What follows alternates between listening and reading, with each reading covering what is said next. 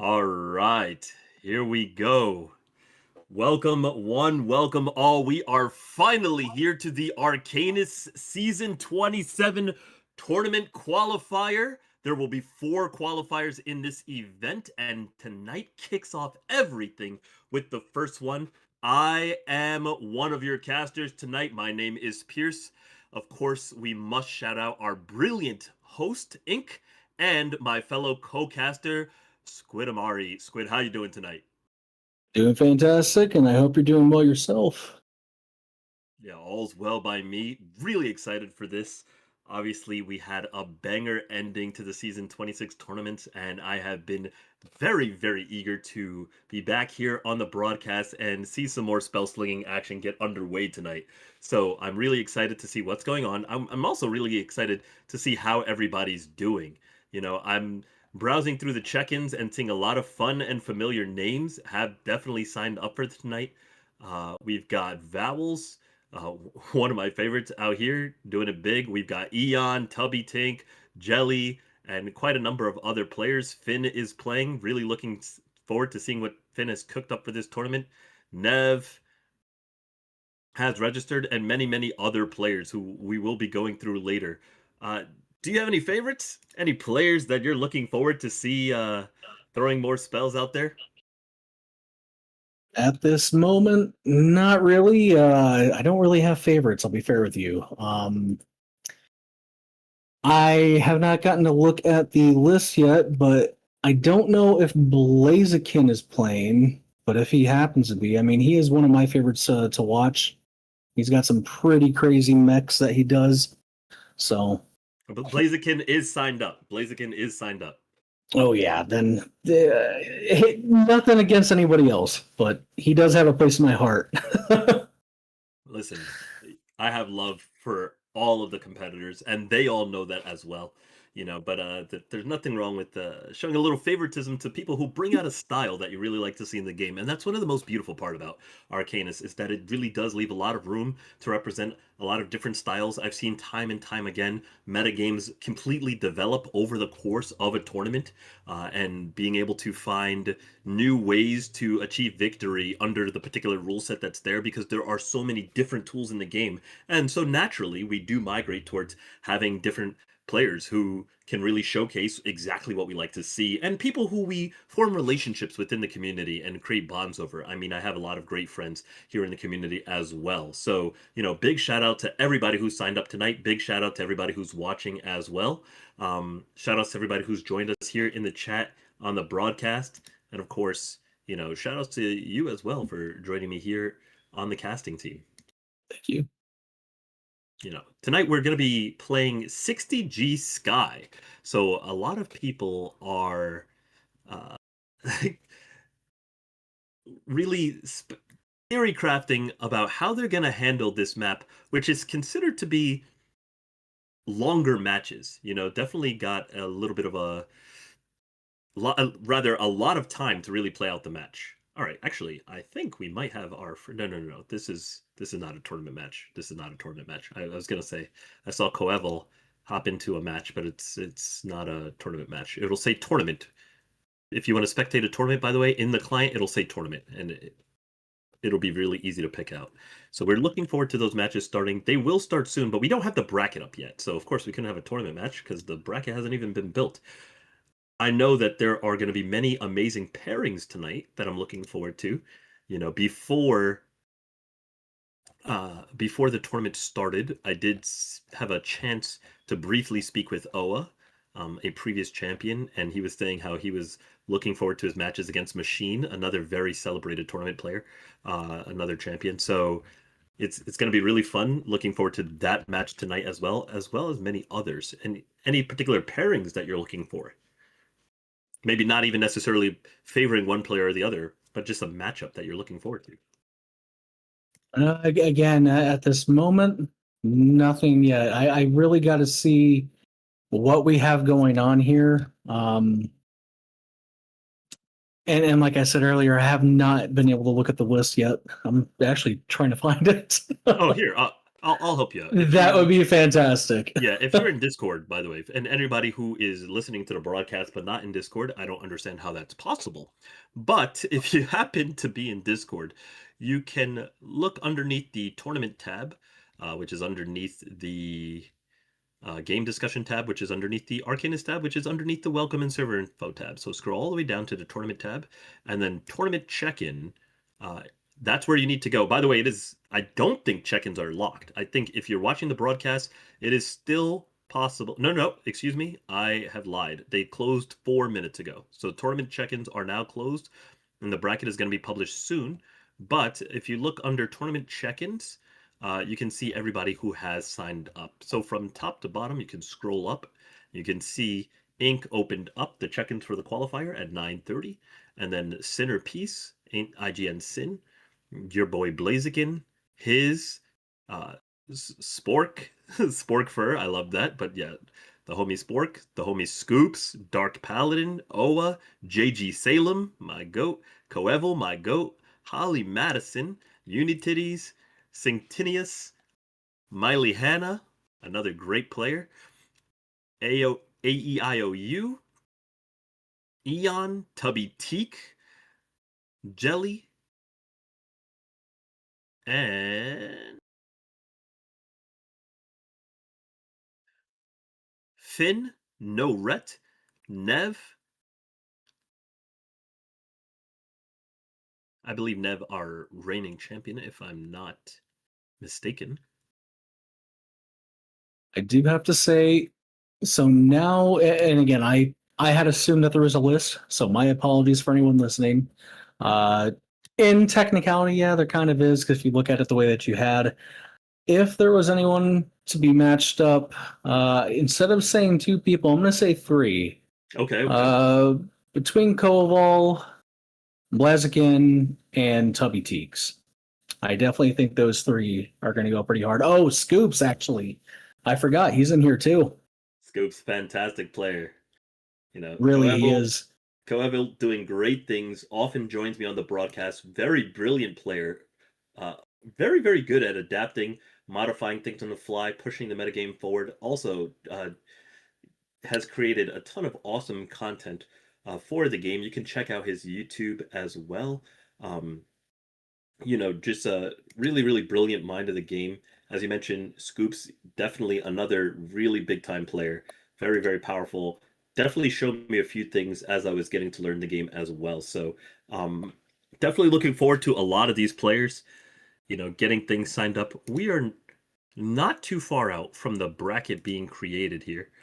And once the bracket goes up, then we'll put that up on the screen. Bracket goes up, we'll put that on the screen, and then we'll hop straight into matches from there. So we're just stalling for time. Give Inc. a little bit more time to put together the bracket. Once that's done, uh, there's less than 32, but more than 16 people who have entered the tournament, which means we're going to have 5 rounds. The format is 60 skies.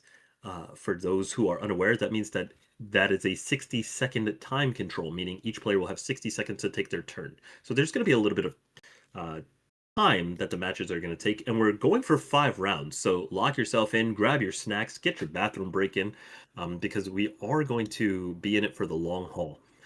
With a little bit more than 16 people signed up and less than 32, we're going to have 5 rounds. So it's going to be the round of 32 with a few buys. Anybody who doesn't get paired up with an opponent will see a buy. So the first round shouldn't be too much because there'll just be a few players that are matched up with an opponent and not a buy. But then after that, we'll have we'll have the round of 16, then the round of 8, then the quarterfinals, the semifinals, and then the finals. So I have to double check how far you have to get to qualify. I believe top 8 qualify, and I think that not necessarily everybody will play it to complete. Top 4, excuse me. Thank you, Ink. Thanks for chiming in. It'll be the top 4 qualify. And then from the 4 qualifiers, uh,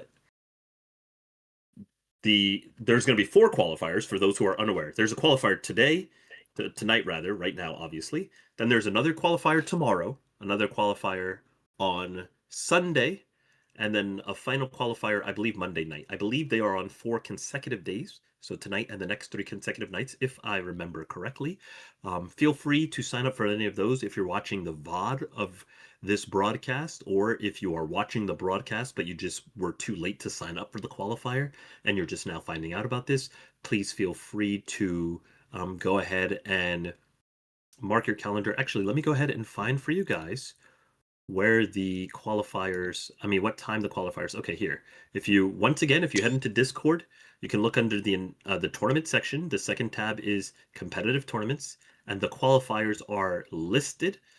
So right now we're on the Friday, and tomorrow, Saturday, it's 2 p.m. my time, Eastern Standard Time. Obviously, you're gonna have to translate that into your own time zone.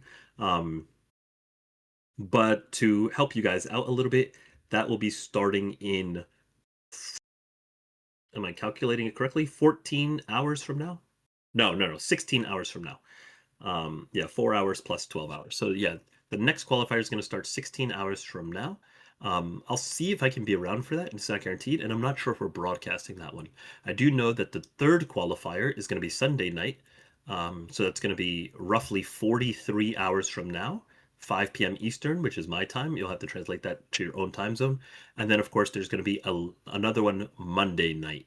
Um, I will not be able to make it to the Monday night qualifier. I'm not sure if it's going to be broadcast either, but I do know that this qualifier, qualifier 1 and qualifier 3, those are all going to be broadcast. So, um, I mean, those 2 qualifiers are going to be broadcasts. Those you can sign up for as many qualifiers as you want. So if you're playing tonight, or if you missed it tonight, you can sign up for qualifier 2, 3, and 4. And 4 players will qualify from each qualifier to create the final bracket for the tournament, which will have 16 players no matter what. So I believe that if you win a qualifier, you will be disqualified. If you make it top 4 from a qualifier, I think you're disqualified. But if you're still allowed to play, then they just won't count you. Then they'll like allow the 5th and the 6th and the 7th place. Like, let's say if all the players that win tonight's qualifier in the top 4 play in tomorrow's qualifier, I don't see why you would do that. You're already qualified.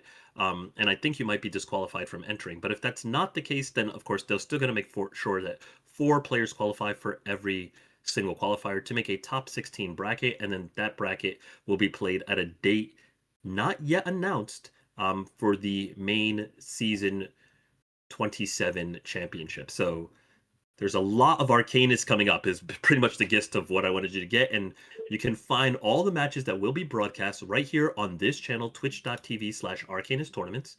So definitely make sure to give it a follow. I'm going to try to be around personally for as many of those matches as I can to give you guys the commentary on the live action. I'm sure that Squid here is going to join me for as much of that as he can as well. And a big shout out once again, thank you to Ink for all the work he puts in all the time, putting these tournaments together for the community, making sure everything's hosted, running the broadcast, and helping out on the live comms, just everything all together. So thank you guys so much for watching. Thanks for coming in. The bracket did just launch. So let me take a look. Hold on a second. I'm going to pull up the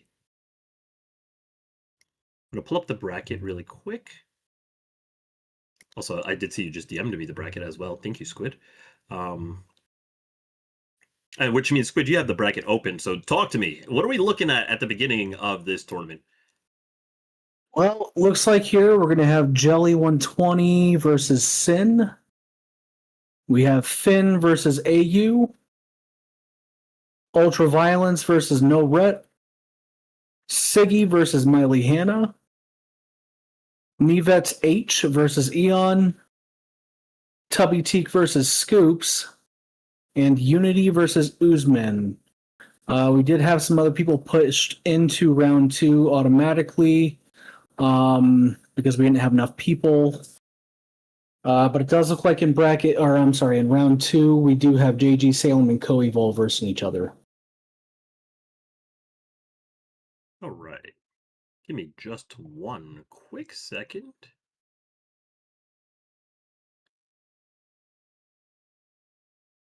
And now that you see these matches, anything jump out to you in particular? Anything you're looking forward to? Honestly, right off the rip, Finn and AU. I feel like that's Yeah, going to be gonna a be a big tough one. Tubby Teaks and Scoops. I have seen Miley Hanna around. I'm not 100% sure how they play. I know Very they're strong big player. into. They are okay. I've seen them around, but I never see them in ranks. So Uh, that's Maya Hanna is kind of a OG vet, so maybe I they see. aren't goofing off and ranked all the time, but definitely not a player to be lounged upon. Fair enough. Really excited to see where this is going to go here. Yes. Okay. Let me take a deeper look into the bracket. Sorry, I was pulling it up myself. And what's very interesting. So, okay, a couple of things I want to look at right off the bat. I see that Oa mentioned before the tournament started that he would be playing until he could eliminate Machine. But it looks like Oa's rolled the opposite side of the bracket. So he's just going to have to win. Also, I'm not sure we're going to play past top four, especially given the length of the matches. I think we're just going to play until players are qualified. And then once you're qualified, we're going to turn it off. So I don't think we're going to play the semifinal and the final round. I think we're just going to play up to, I guess, what you would call the quarterfinal round, the round of eight, and then every player who wins in round of eight qualifies, but won't necessarily fight off against each other. At least that's the way the bracket looks, and that makes a lot of sense because it will take quite a long time to play all 5 rounds to completion. So we're gonna have this first round to move. A couple players got buys. Actually, only it looks like JG Salem and Coeval got a bye, but they will be facing off against each other. Oh, no, no, no, no. Quite a number of players got buys. I'm mistaken. We got quite a number of players with buys. Um, Blaziken, JG Salem, Coeval, Machine, His, Pimps, Nexorcism, Oa, and Spork all have buys, and they will be finding their opponents from the round 1 matches.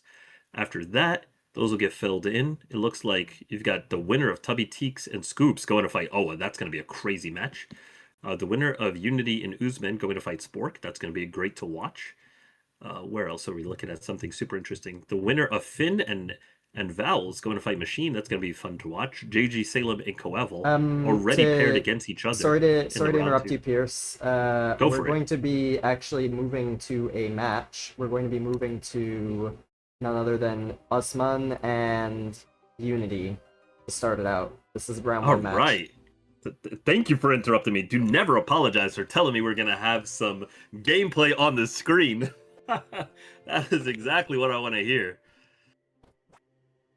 In that case, I am eagerly watching for the match to pop up in my client, and as soon as it does, we are going to be into it.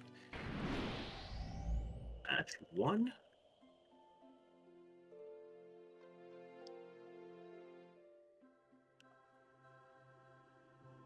So who are we watching first? Let me take one more look. It'll be Uzman and Unity. Thank you so much, brother. So far, Uzman's went ahead, put a Dragon Egg down, and Unity went ahead and took that out.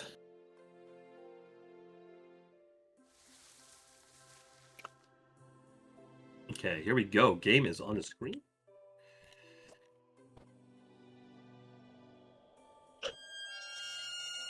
Aura of Decay locks him down.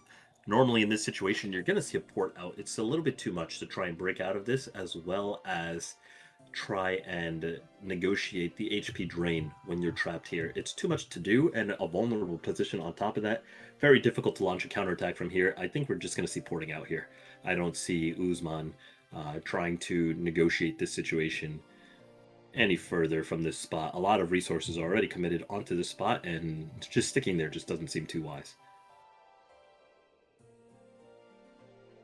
Some players, they definitely don't mind playing a little passive. Might even castle up at times. I am guilty of doing that myself. So, All right. We do see Uzman agreeing with my assessment of the situation. He does port out. Not too much distance. He wants to get himself in a counterattacking spot, but with the Storm Shield active, Unity does a direct chase right on top of Uzman's head. So he's able to chase him down with some tempo on the damage. Uzman, 60 seconds on the clock here. He's going to take a long run to the opposite side of the map. And it was pretty wise of him to port into center so that if his opponent decided to give chase, he'd have space to retreat to. He also gets to force a drop down from Unity. We now see Healing Spores also coming out from the book, so he's got a little bit of bonus HP on him to help to make up from the early tempo of his opponent's aggression. And now, with no Arcane Gate coming out from Unity, he is well entrapped inside this tree. Not necessary at all to drain off of it, considering he's already at full HP. He's just going to have to work his way out of here. Decides to let it rock, summon some trolls.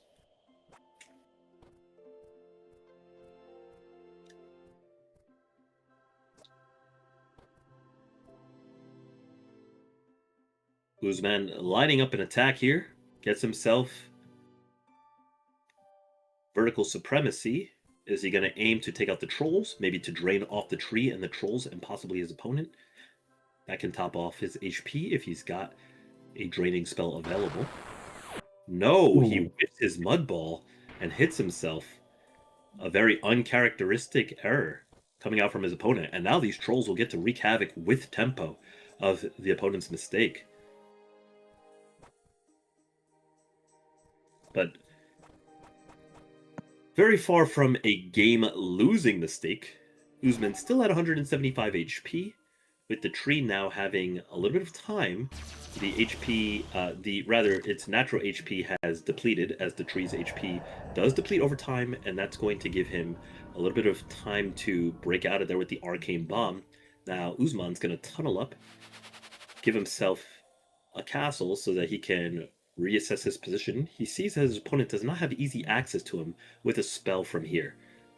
Let's see if Unity is able to find some offensive gameplay. He decides not to look for it there. He just gets to set up, he gets to flight, he gets the prot shield, and that's going to give him the ability to fly into an offensive position if needed. He's already got his trolls underway, but he doesn't have an easy way to access Guzman, and Guzman sees that, so he decides to go ahead and gate up here. Now, a couple of spells that are coming out since the last time I played Arcanists. What can you tell me about Summon Pyramid? I'm sorry, say that again? Summon Pyramid. What's the logic here? What's the spell do, and why do you think Guzman? Honestly, Guzman's just blocking him from getting through that little spot, maybe putting any type of bomb spell up there possibly. Also kind of giving himself the advantage of getting some damage in, since he doesn't really have much of an opportunity to really hit him in any other way at this moment. So it's probably kind of his little trump card, his little blockade. I see. If I'm not mistaken, Summon Pyramid is the terrain creation spell coming out of the Book of Sands that is very similar to Living Seed. It creates a pyramid, not quite a tree, but I believe the pyramid does have HP. As you can see, it is being affected by the Aura of Decay, and its shape definitely can set up certain attacks to hit in otherwise inaccessible locations. So I can see exactly what you're looking at. Oh no, but these trolls are getting liquefied there. Hydration to power them up. While Guzman is kind of locked down from the Aura of Decay while he's stuck in his tower. Unity is maybe separated from Guzman, but doing a great job of pushing forward his tempo, getting himself in a better position. He's a higher HP count. He's got a protection shield on. And he's got some trolls out as well.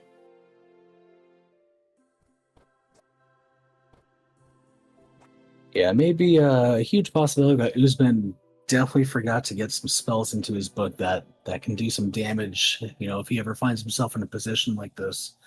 And that can be a very unfortunate thing for a lot of players, as it does happen pretty often. Aura of Decay being a very common spell, especially in standard gameplay, so...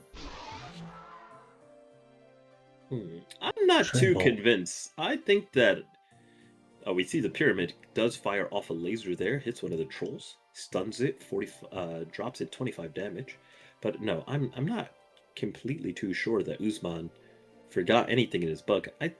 I think I want to wait and see. A player of this level of experience likely has some stuff up his sleeve that we just haven't seen yet. But there's the Armageddon now coming out. We have entered turn 11.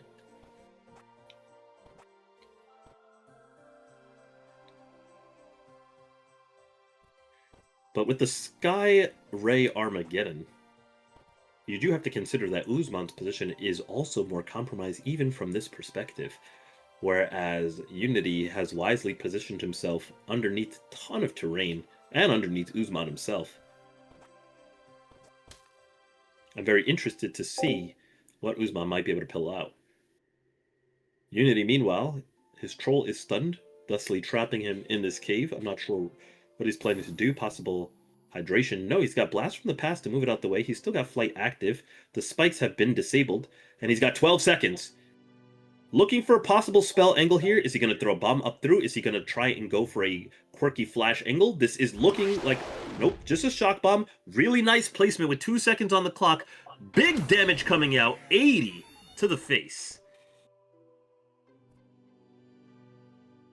Now Uzman's chance to counterpunch. Pops off another healing spore. Gets himself back into a slightly healthier range, but 125 versus his opponent still cooking at full HP. He's not going to be feeling very comfortable. He has nothing to his name. No setup, no creatures.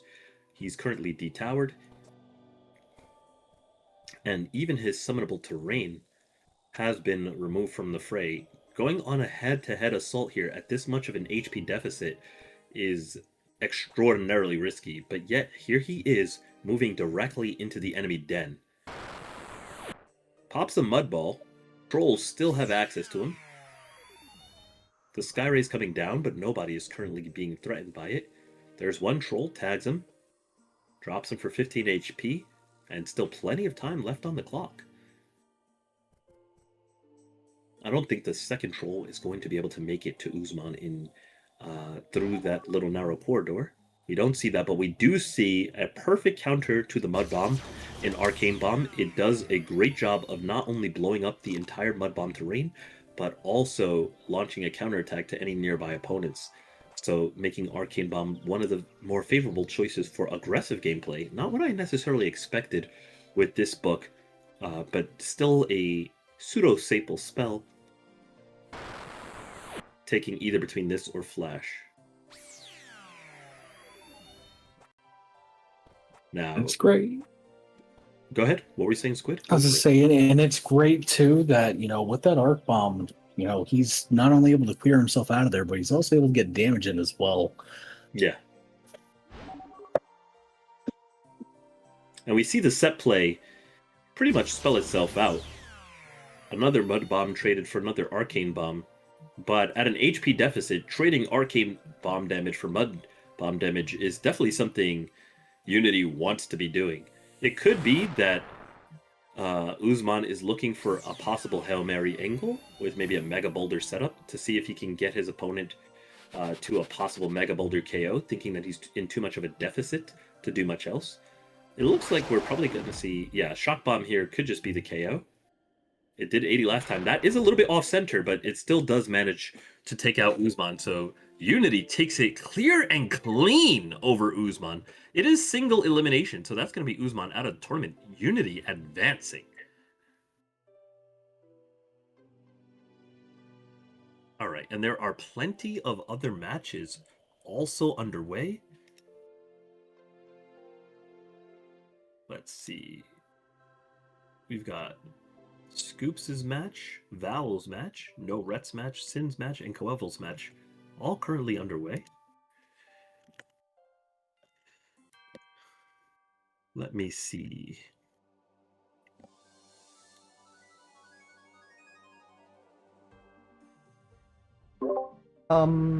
So we can basically pick whatever you want. And then I see that Nex has his match up. Right now, it looks like the chat is saying that Scoops is sweating right now. So Okay, let's take a look at the... We can go into that one. Yeah, Scoops versus Tubby Teak is definitely a match we were very interested in anyways. This match is almost over. It is... That's okay, because at this point, most of the matches should be almost over before we hop into the next round. We're on turn 11 here. And Scoops is looking at a countdown. Tubby, 39 HP after taking a mud ball. The Armageddon coming down hot. Now, we weren't here for the entirety of the match, so we have no idea if a secret Whisper Bomb or Whisper Arrow is going to come out to eliminate Scoops right now. Actually, it's 50 damage, but How are we going to have Tubby react to this mud ball? 39 HP only. Breaking himself free from this position, very, very risky. Even if he were to port out and try and get the tempo with a Storm Shield, he's just too low to allow himself any direct position. He tries Blast from the Past plus a Fairy Jump to see if he can push himself through the terrain just enough that he can maybe launch a lethal blow against his opponent, an extended shock bomb, but it bounces right off of the head of Scoops. He's going to be safe from that attack, and now he's going to be able to just launch the killing spell, tags him with the swarms just to make sure that he sets him, that there's no room for mishaps. 24 HP, even a Drain Bolt killing from here, and that's exactly what he decides to throw. Drain Bolt, hard to miss, takes him out. Scoops wins the round. Tubby Teaks eliminated. Oh my gosh, that could have gone either way. Yeah, that was glad we did catch the end of that. That was crazy. I'm definitely gonna be peeking the replay, you know. So some other round 1 matches we have open. We have No Red Ultraviolence, Vowels and Finn, Sin and Jelly, Coeval and Peaches. I'm gonna refer them as Peaches because that's their Discord name, their Ask for name. Any preference on any of those? Do we want to do Vowels and Finn? I am noticing that the Spork match just started. The next one, Unity versus Spork, which is in the next round. So I think we should probably just hop into that, no? I kind of also want to get like large variety of people if that's possible. Okay, yes, no, that's totally fine. That's totally fine. We don't need to necessarily hop into the next round match. Because we did watch Unity's match, and we did see a little bit of so we can do either Sin and Jelly or Vowels and Finn. You want? Let's watch Vowels and Finn. I'm in the Vowels game. Yes. All right. They're on turn 5 here. We can see that Vowels has a Pegasus out. Healing Spores coming off of Finn. Finn, I remember when this player splashed onto the scene. He's not an OG player, if I recall correctly. He actually came in with the Steam launch with a ton of energy, rapidly studied the game, and got his skills up super fast, and has done tremendous contributions for the community, both in and out of the game, all around the community since. Big shout out to him. Of course, Vowels, one of our top mods, always making sure the community is safe and well taken care of. So we really, really celebrate both players in this game, not only just for their gameplay, but also to their contributions to the community. Thank you to both of these players. But on to the actual match. Pegasus is getting lined up. Pegasus, of course, no real offensive spells, but tremendous amounts of utility.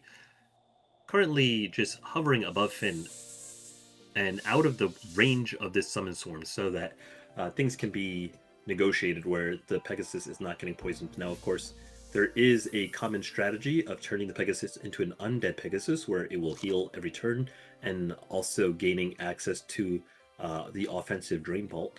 But that's not going to be the reality right now, considering that Swarm is dead. Nice Gravity Pulse coming out. Vowels still trapped in this rock, but not really undergoing any heavy pressure. Just traps his opponent Finn in a tree of his own. So both players right now stuck in terrain, chomping on some shrooms, and living a good life.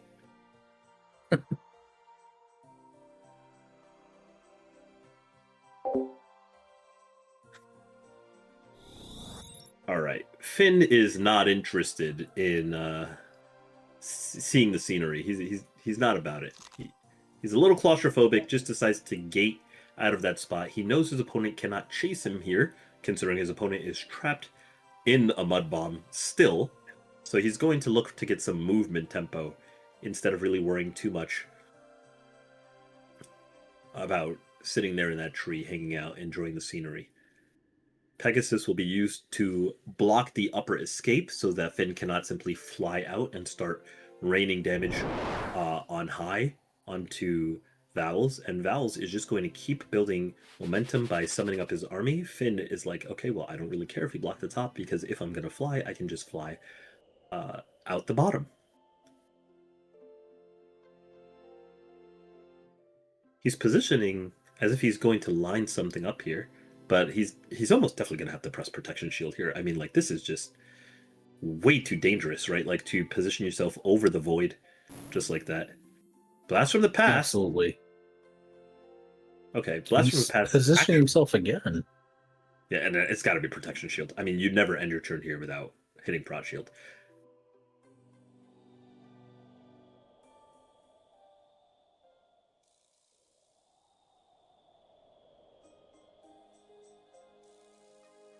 10 seconds. I wonder what Finn's thinking about. He's like microing his position, and he's used 30 seconds. Oh, Swapperoo. Swapperoo. I see, I see. Now, I have to wonder, right? Because that Swapperoo was quite brilliant if his opponent would have fallen off the map, right?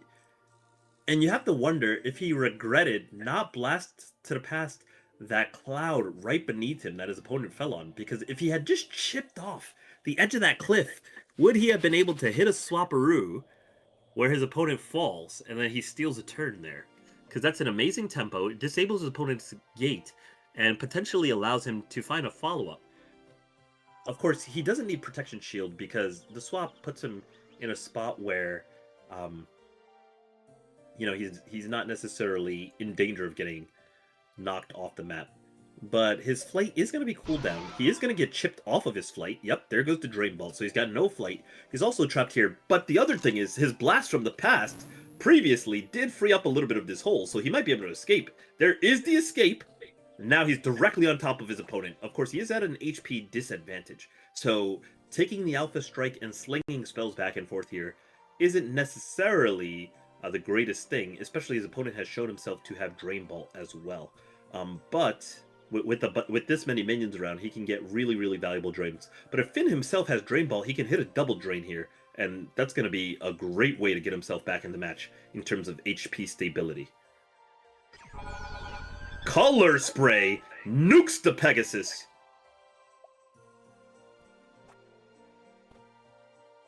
But with that Pegasus gone, that doesn't necessarily put Finn in a better position. You are very glad to have the creature off the map, but not only has he tipped his hand and let his opponent know to fear his Color Spray, but the Alpha Strike did not put him at an HP advantage, and now Vowels has a perfectly good opportunity of his own to launch a counterattack. Frost Shards, he tries to put the Swarm behind his opponent in order to stabilize him, to see if he could get a full damage bolt, but we're not having it. Now Finn, launching himself from above, he's not going to be able to get a knockdown from here, but what kind of damage is he going to find? I mean, Color Spray in this spot is a little dubious. It would definitely do some damage. It definitely could have, it could possibly have knocked him down, depending on how much area the Color Spray would have eaten up. But That's so possible. we did get a good mud ball though. Yeah, mud ball, fantastic. We see the Pegasus come out, stops the opponent from chasing down, blocks any spells coming out. It's really hard to just hit for 100 without spending a resource that you really don't want to be expending on Pegasus. And Storm Spirit to stop the Pegasus from having mobility one way or another.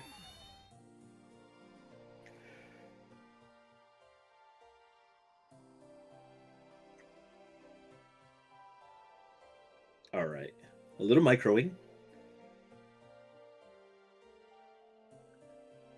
We pause the Storm Spirit on the left side here, and this makes me think that Vowels is looking for a Summon Swarm. That's exactly what it is, because he wanted to get his Storm Spirit out of the way, and that's why he was microing it off to the left side, to get a Summon Swarm there. That way he can put pressure on this intersection, and of course threaten to, as I mentioned, turn the Pegasus undead if the situation turns correctly.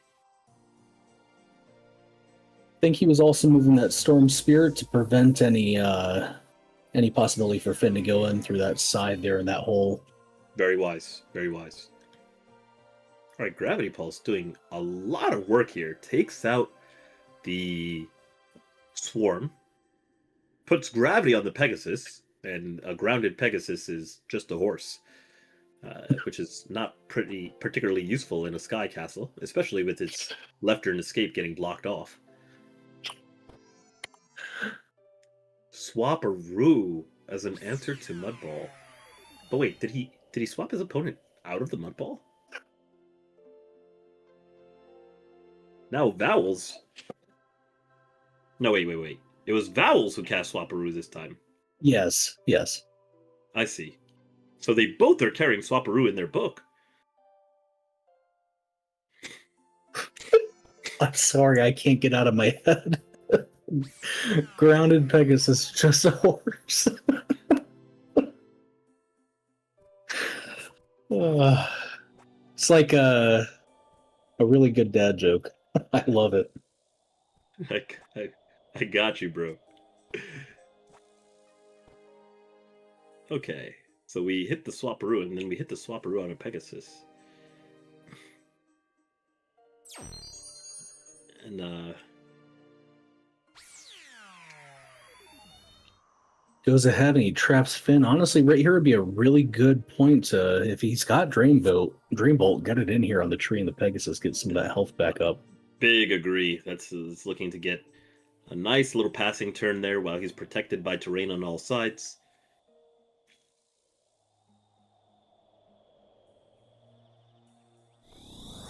No, he just gets out. No Dreambolt.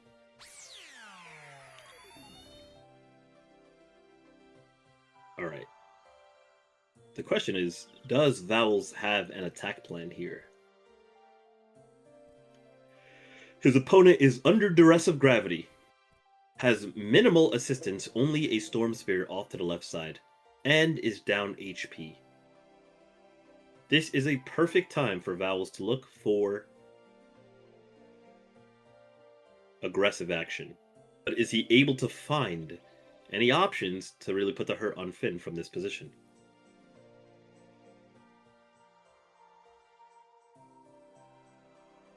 He's standing in an aggressively paced location, but his clock is burning.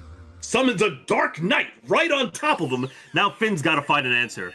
100 HP and nowhere to move. Does he have a Blast to the Pass available? He does. Gets the Dark Knight off of him. And he's running for it. Pegasus normally looking very, very nice with Dark Knight, but that Pegasus is not going anywhere anytime soon. That's a statue. Honestly, Finn's best bet, flight, get through that hole again. And get himself as far away from that Dark Knight. Yeah. I like where Val's head is at because he's also controlling the right side of the map here. That Dark Knight might not get any action going right now, but it's also limiting where and how Finn can play, because at the end of the day, Finn's got 15 seconds left on the clock, not looking like he's in a position to launch any kind of offensive action, and it's Vowels who's covering this hole. He can easily move his Storm Spirit out the way and look for a direct attack on Finn on the next turn. Exactly. Color Spray comes out, and he says, I know that this creature is blocking that hole, but I don't need to give you the ins and outs. So he's going to just take the Color Spray, give him the out, and of course now he's got his own Storm Spirit who can kind of manipulate where the terrain is at the moment. Color Spray coming out from Vowels, and that's blowing Finn to pieces. Now Vowels at 161, which is out of lethal range of pretty much any spell currently. But Finn, I mean, he can get breathed upon and get eliminated from the match. Meanwhile, he's got a Dark Knight on the right side. He's got Vowels himself on the left side. And he's got very, very few places to go. Blast to the Pass knocks him down. That's going to put him 156. But, I mean, you'd have to hit a miracle to actually eliminate him from 156. It doesn't look like Finn's looking for that kind of miracle. It looks like Finn, he's getting out of the way. Drops off the left side, very, very far out of the range of the Dark Knight. And he puts a barrier here to make it very difficult to cross over onto his left side of the map. The Armageddon comes down for no consequence, and he towers up to end his turn. Hi, so I'd like to give an update on the bracket, actually. Please. Round 2, we had Nevets going up against... well, actually, sorry, maybe I should recap round 1, because there was a match in round 1 we missed. Okay. Nevets beat Eon in round 1, our good friend Eon, also a commentator. And in round 2, Nevets also beat Nexorcism, so Nevets is in round 3 now. All right. Winner of the round update. 3 does qualify, if I'm not mistaken. Round 3 is the round of 8, correct? Yes, correct. Yeah, so winning in round 3 is qualification. Back to this match, though, Vowels finds himself exactly where he wants to be, launches a Color Spray, detowers Finn, and drops him to 23 HP, no tower available. But on the flip side, Val was looking possibly for a game-ending attack right there, and he's left his back exposed to getting blown off the mat. So this could be an opportunity for Finn to find some offensive action that can end up chaining him into a defeat if Finn plays his cards just perfectly. Definitely not an easy thing to do by any means, but I think that this is the one opportunity that Finn has to possibly close out the match, because I don't see how he's going to find a win otherwise at this HP deficit if he doesn't find some offensive gameplay. Is there a Storm Shield on this Storm Spirit? I highly doubt that.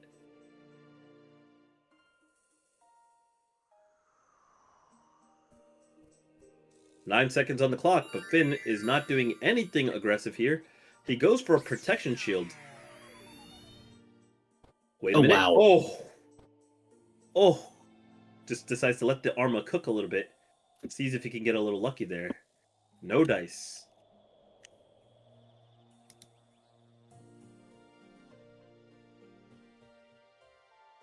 Val's taking his time to think. He's going to want to end the game this turn, but we haven't seen him have a spell like Skyray. You generally wouldn't bring Skyray to a Skyray Arma because people are going to position out of it. So no Skyray, no Deluge. Deluge, rather. Some people say Deluge, but it doesn't matter. Does he have Aura of Decay to start chipping down? Finn sitting at 73 HP. You got to remember, he's got plus 50 from that Prot Shield.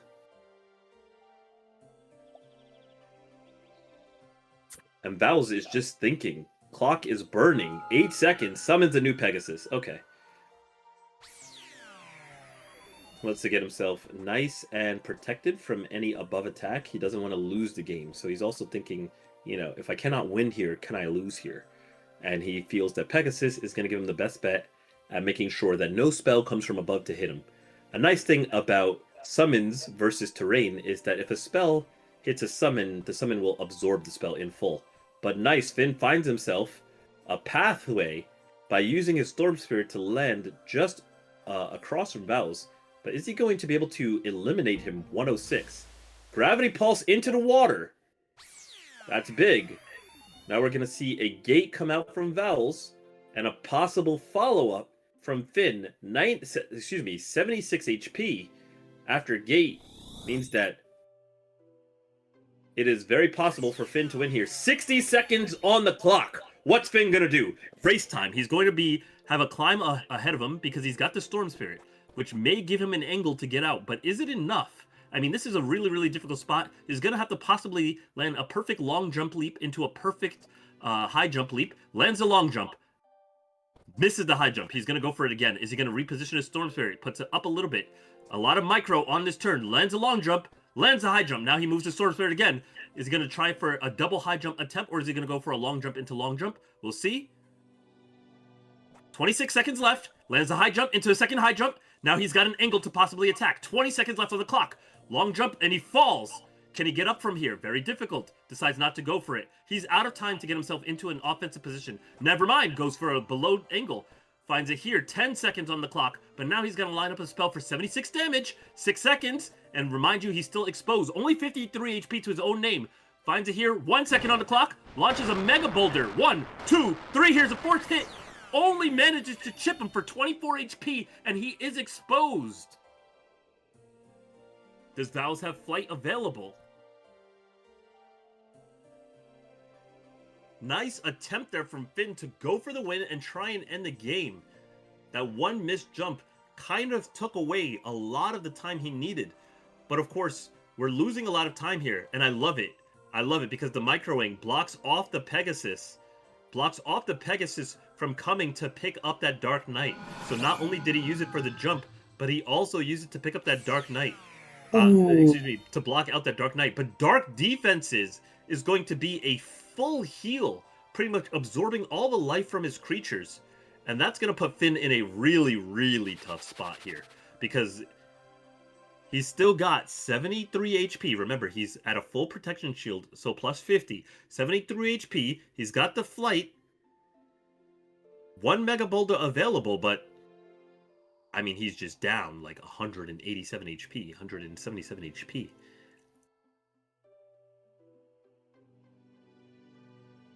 What's Finn looking to do here? Only 5 HP on his Storm Spirit, which is keeping that Pegasus trapped. Mind you, his Dark Knight is not dead, by the way.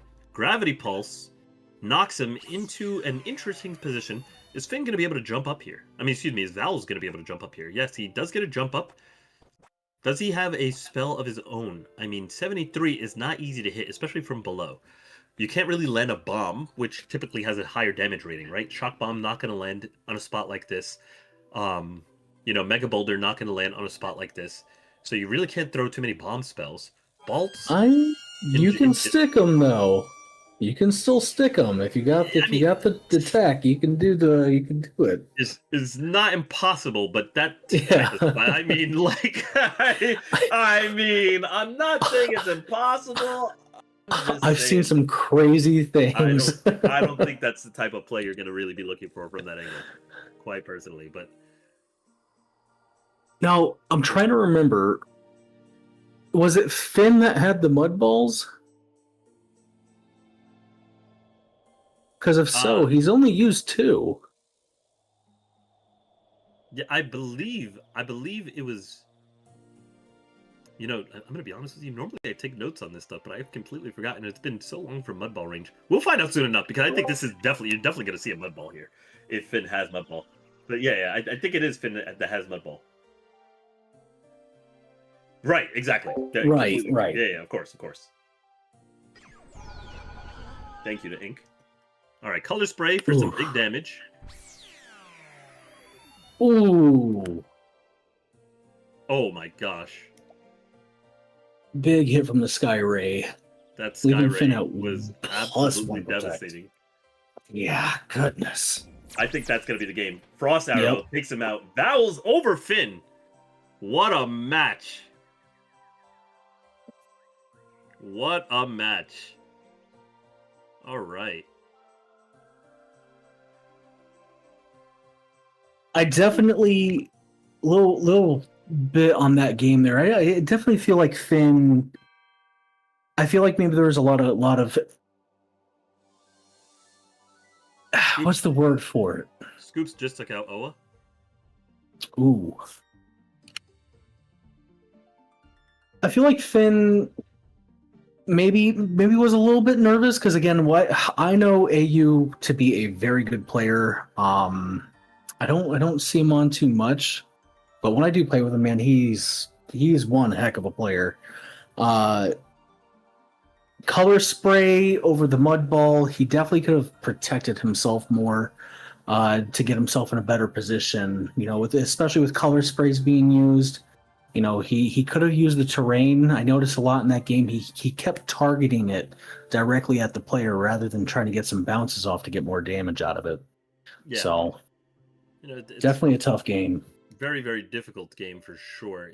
Lots of cool tricks coming out of both players. I was really interested to see switcheroo in both the decks. That was very fun. Mm-hmm. And I'm just bouncing around taking a look to see what games are going on right now. Sin versus Jelly. Sin's sitting there 250 HP with some pretty grotesque looking ogres, water trolls there. So that's a match that's going on. We've got Coeval. Oh, excuse me, that is not a tournament game. No, yes it is. Yeah, Coeval versus what player is this? Ask for name. Yes, we'll refer to them as Peaches, but I've moved on to I know Jelly. Peaches. I know Peaches. Jelly. I moved on to Jelly and Sin. They're turn 24, and it's a really tense looking game. So yeah. I peeked on this, and this is something crazy going on. Peaches was that another player came right around the same time as Finn, if I recall, right around the Steam launch, and a Rising Star, if I recall correctly. I'm not sure if it's the same one, is the thing. Okay. I'm not actually sure. I could verify for you if you would like, but in the meantime... maybe later. Like, if they... I'll want to know if they play in the main tournament after the qualifier.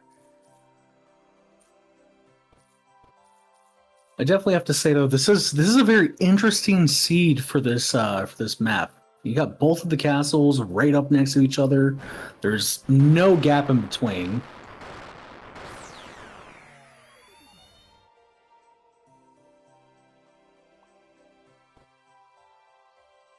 All right. A little bit of danger here. Yeah, we've got 2 summoned swarms harassing down Sin here, but Jelly is already at a crazy HP deficit. Got a Gargoyle just chilling out left. I remember it was the season, I want to say 25 tournament where Gargoyle was very, very popular.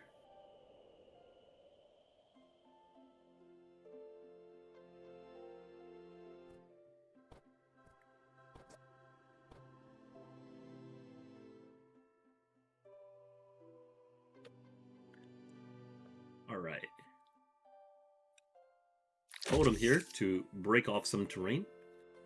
All right, and then there's the Gargoyle coming in quite nicely. Gargoyle swipe. Gonna chunk Sin and near equalize out this HP deficit. Looking for a possible spell to squeeze through. Shock Bomb. Direct hit. That's gonna be 80 to the face. Right to the back of the head.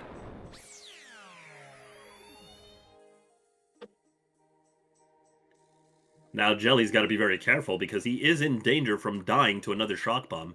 And there's not a lot in between him and his opponent. Just a little totem there, which is not quite going to do it in terms of blocking. That Gargoyle can come down and do it. With 60 seconds on the clock, we do expect to see all of the summons getting active.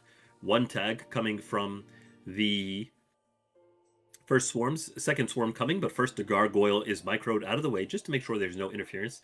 And that's something that you can start to see is a big distinction between very veteran players who are skilled, especially in HTS, is that they understand that putting their summons in the way of each other can waste time during a turn, and putting their summons too far can waste time during a turn. And so when you have multiple summons to micro throughout a turn to maximize DPS like this, even with 60 seconds, every second is viable. Is valuable. As you can see, 57 of the seconds were used to land attacks off all 3 of those summons. So it was very important that those summons were not mispositioned, weren't too far away, and could do everything that needed to be done. But the problem here is that using all those summons to go for offensive pressure while sitting at 71 HP, while your opponent has access to Shock Bomb, may prove to be a lethal mistake.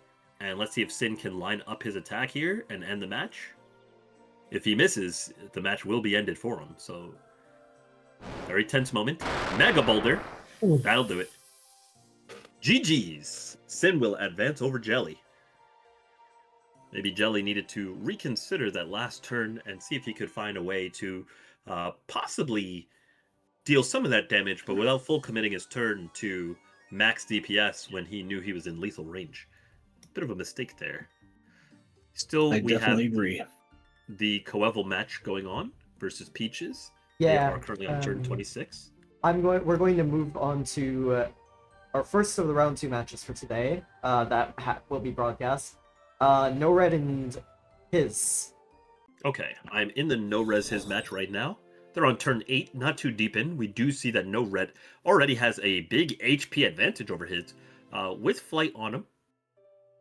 I should mention, because I will say No Rat is a player who's kind of before your guys' time. He is an ex-tournament champion and was consistently placing top 3 before he took a break from participating. So this is actually a return. I see. A sleeper agent. Yeah. Because I was gonna say I haven't heard of either of these 2 players before, but it looks like No Rat definitely has the upper hand and may be outclassing his opponent. Just looking at the current game state here. There's a Mega Boulder. Great damage. 3 out of 4 bounces connecting, dropping his opponent to 78 HP. And that's going to be definitely a very, very dangerous position to hit a second Mega Boulder. Nice classic old school gameplay. Blast from the past, Mega Boulder, tried and true tactics. Doing tried and true things here. His blocked off from escaping off the right side. Possibly looking to trap up his opponent right now. He needs to be considering things like trapping his opponent. Common spells to deal with a situation like this could be Mud Ball. Stop his opponent from advancing towards him, especially with Flight. Okay, drops a Sanctuary to deflight his opponent, put a tower up. I don't necessarily know that you want to show Sanctuary here, because it's still going to allow No Ret to kind of move wherever he wants. A perfect Mega Boulder actually still will kill him through this Sanctuary, if I'm not mistaken. But that's a little bit of a hard launch. Depends how much No Ret has cleaned himself up since he's been away.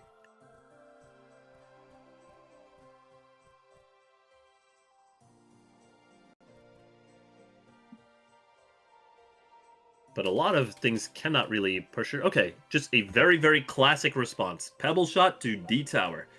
No Ret playing by the book.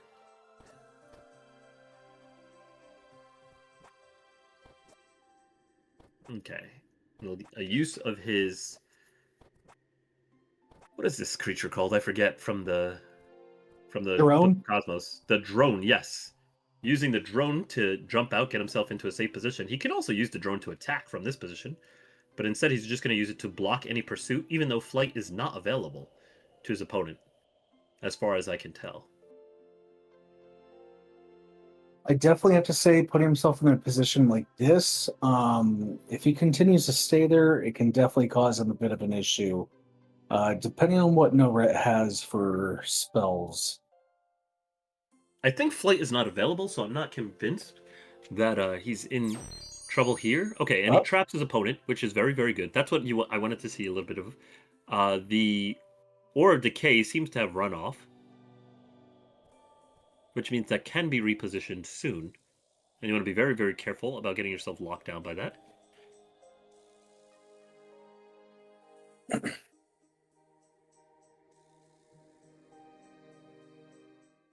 No Ret taking some time to think about this position. I mean, you have to be very, very careful because you don't want something like Dark Matter Bomb coming to ruin your day while you don't have counterattack options, right? So, if you see a drone, that's kind of what your brain's going to be thinking about. And it's like, from this position, No Ret can sort of kind of walk in his victory. He wants to make sure he's not putting himself in a position where he can easily lose. Alright, but his is on the approach now, looking for an attacking angle. What attack is he looking to throw from here that's going to really make a big deal? Is it going to be, like, to be honest, if he has, like, maybe a Blast from the Past to knock him into that pit and then drop a Gravity on him, since he's already used his Arcane Gate, that could have been some angle to stop retaliation, but instead we just see a Clock Tower come out. A very common response to Mud Bomb, just towering out of it. A second Mud Bomb could, in theory, be used, but it won't really do any damage to the Clock Tower, and it doesn't really make too much progress. It's just a defensive line. Mud Bomb obviously only have 4 usages in total. The question is, how do you possibly land a kill? You don't have enough HP to push him off the Clock Tower with Pebble Shot, and you're really going to have to try and find an angle where you can make a reversal happen, but things are looking very, very glum for his without any HP to play offensively with. So it's possible that he should just be looking to block off attack angles. Okay, there's an Ice Shield to block off the attack angle, just like I was saying, and then see if he can get some HP back. Does he have Protection Shield? Does he have any healing? Without HP, launching a counterattack is going to be very difficult. He tucks himself into a nice, neat crevice, but he's got to remember Aura of Decay is available right now for No Ret.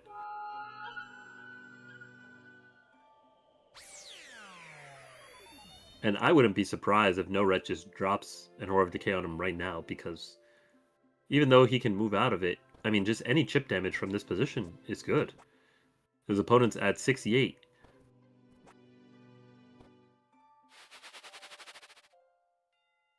He commits his flight to trying to get over. If he deflights here, he can do 2 perfect jumps. Okay. He commits his Blast of Pass here. I actually didn't think he was going to commit his Blast of Pass there. I thought he was going to try and deflight, land, and then see if he can get over this, and maybe Blast of Pass this one, because this jump is much harder. Yeah, that's a rough jump. I thought he would maybe use the Blast of Pass on that one. It's a much harder one. But that is the kind of mistake that his needs to get back into game, because with no Protection Shield on, that kind of double bounce there, I mean, he not only did he jump and land on the top of that ice barrier, but he also dropped onto the... Oh, killed him! Killed him! GG. Found it! That shock bomb had the reach to kill from there. I was a little surprised that that shock bomb killed from there. To be honest, I was not expecting it. Very nice by No Red to sneak kill into there. The radius of the shock bomb underneath it is just absolutely insane. Extremely well played. All right, we got Miley Hanna and Summon Pimps has just started. They're on turn 1.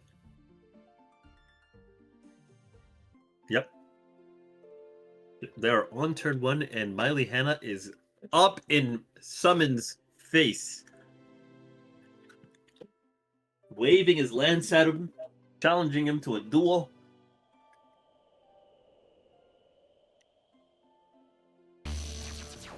Arcane Flash, turn 1. We love it and we hate it. I know Miley Hanna is a arcane beast. I had a good feeling they were going to have that on point.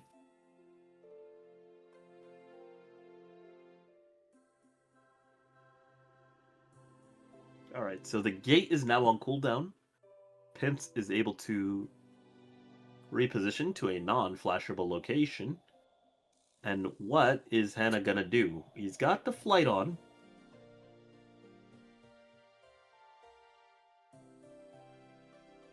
Turn 1 Arcane Flash is very often a very, very strong advantage. Although your opponent does get to reposition anywhere, the tempo provided by allowing your spells to cycle off being locked, as well as possibly getting your own positioning set up, is very, very large, because with Gate now on cooldown, trapping your opponent here is very big. I'm expecting to see a tower here.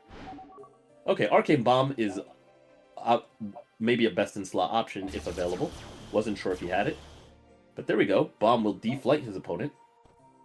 But Miley Hanna's got the Alpha Strike. There is no gate for his opponent, so if he just keeps layering on the damage, he should just win the damage race. He's up 20 HP and the turn.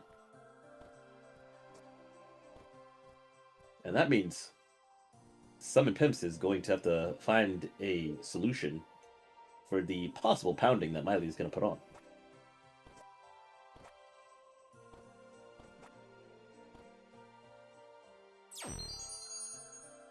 But Miley does not choose to pursue aggressive action and instead just traps his opponent. I mean, I do see, obviously, that there's some value in trapping your opponent who has no arcane gate if your book needs time to build up, right? If you want to find another turn where you can maybe summon a Pegasus if that's in your book, pop down an Aura of Decay if that's in your book. I mean, these are spells that we are going to be expecting people to bring to HTS. Okay.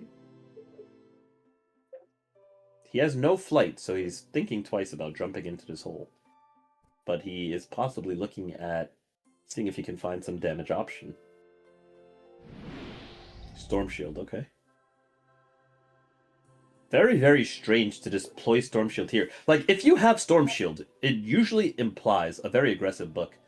And I'm having a hard time puzzling why he wouldn't have just used Storm Shield on top of his gateless opponent on the previous turn instead of putting a tree on him, right? Exactly when I said that there was a rushdown opportunity available. I mean, Storm Shield does an absurd amount of damage if you're able to just connect with it every turn.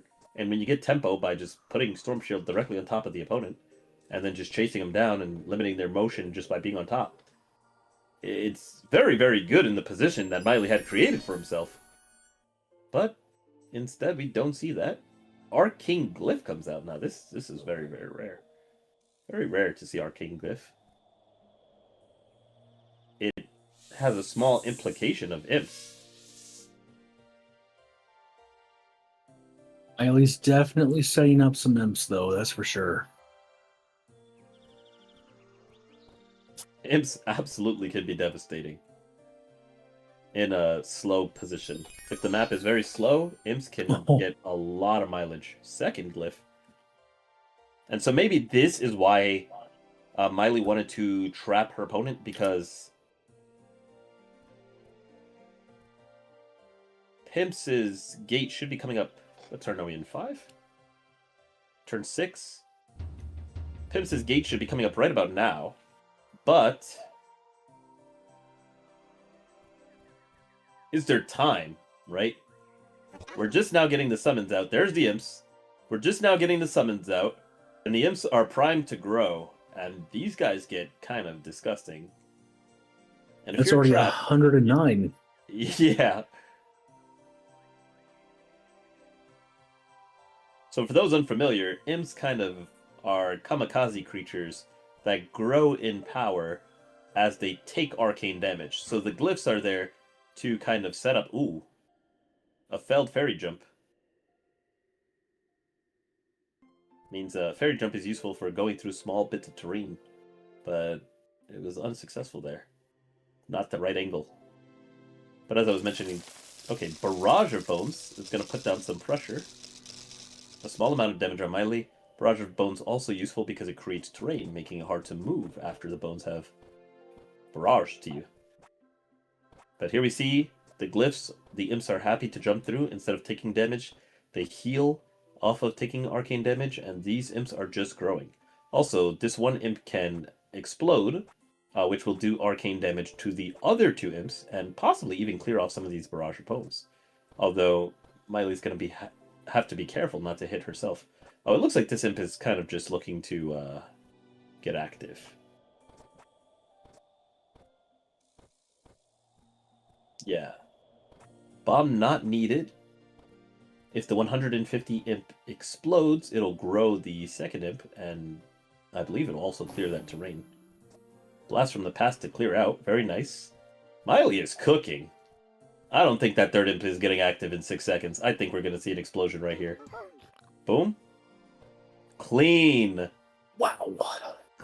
Absolutely insane gameplay from my... Who is this good with imps? Miley. Yo, Miley is cooking. All right. Phenomenal gameplay. Tagging that imp there with the swarm to make it safe to jump on because it can only damage 1 entity per turn. Use it to swarm to jump up. Then micros it. Uses it to pseudo fly here. Jumps up to the platform. Nice clean high jump. And we are now in range. And the imps have no means of climbing from here. So we have escaped the primary damage source. But that's not to say that there's no other damage in this book. 13 seconds. We've got the swarm in the corner. It's gone quite far. And clock tower. Not sure what was the point of putting the swarm quite as far as possible. Maybe we just didn't want it to be an open target to get hit by a spell like Arcane Arrow and just die. I could understand that. And if I'm not mistaken, the range of self-destruct also grows with the damage. So it's entirely possible that a 270 self-destruct might be reaching. Okay, so Miley will use herself as a springboard that these imps may jump off of. This is a very difficult jump. Only 17 seconds. I mean, this turn took a little long. I think we're going to have to recalculate the turn. 12 seconds left. We're going to have to do something else here. Miley has also assessed this correctly. She flies away. Probably protection shield here. Yeah, it's got to be protection shield. And that's very, very good for some imps because he needs a time. He desperately needed that time. He's sitting cozy in his clock tower, not quite at the range of getting absolutely dominated by imps knocking down his door, looking like the big bad wolf. Because they are about to huff and puff on that clock tower. Alright, so we spend 30 seconds to tag for 10 damage and then micro all the way back to safety. Well, what are we doing with the other 25? Now, to be honest, he has the time to spare, right? Because he's clock towered. He's not detowering. I can tell you that for sure. Alright, traps him. No more springboarding with the flight. You have a tree in the way. You can fly around in this little contained area, but you are not going to give these imps a ladder for a second chance. Very, very good. So we made progress on the turn for Summon Pimps, right? He earned back 10 HP, and he trapped his opponent so that they could not use the strategy they tried to use last turn. So Pimp's clawing his way back into the game. Not bad at all. Miley's going to pop an Arcane Flash there to threaten the Imp Ladder on the next turn. And once again, I mentioned this in the last game, but you waste a lot of time when you micro your units too far as well, right? Having to spend this much time off the clock could have been unnecessary. Probably could have saved 7 seconds on both turns. Maybe even more. I mean, we're at 33 seconds here. The Swarm is blocking an exit, but that Swarm is not actually going to stop anything on its own right now, because there's a protection shield on Miley still. And it's, hold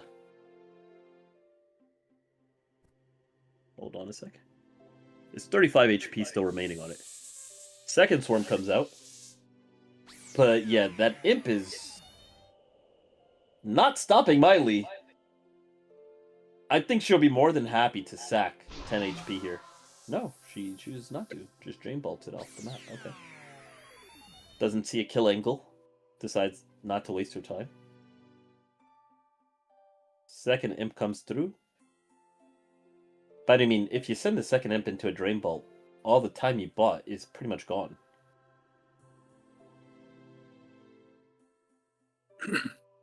I definitely think Miley wants to get out of the situation.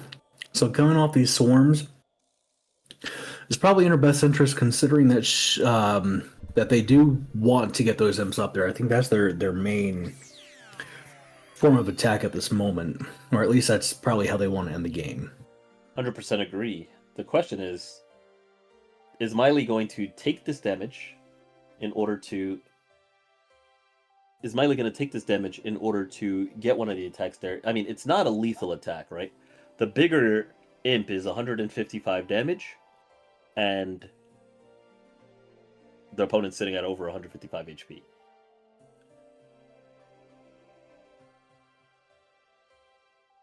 Miley is making these considerations herself, and seeing as she hasn't crossed her swarms by now, it's probably way too late, right? Because that's something you have to do right at the start of the turn. There's a lot of micro involved into climbing the imps. So the question is, do you prioritize growing the imps? What's the priority for Miley here? And I guess she's also still trying to calculate that, especially knowing that the Gargoyle has come down. So there is now offensive gameplay, and I'm talking about real offensive gameplay possible from Summon Pimps, who has done a fantastic way at negotiating his way back into the game. Right now, the Gargoyle is going to come and take a nice little chomp. It could also just rest.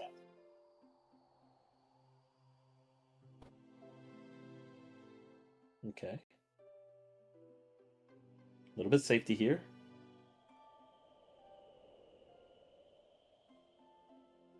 Pimps puts it well out of the way. Are we going to see a resting Gargoyle? Are we going to look at an attack possible? I mean, an attack into Drain Bolt. Okay, yeah, like there's the attack. Okay, Drain Bolt's not going to do. Because here you can just use Storm Shield plus Drain Bolt, and I believe it does kill it. Yep, Storm Shield into Drain Bolt.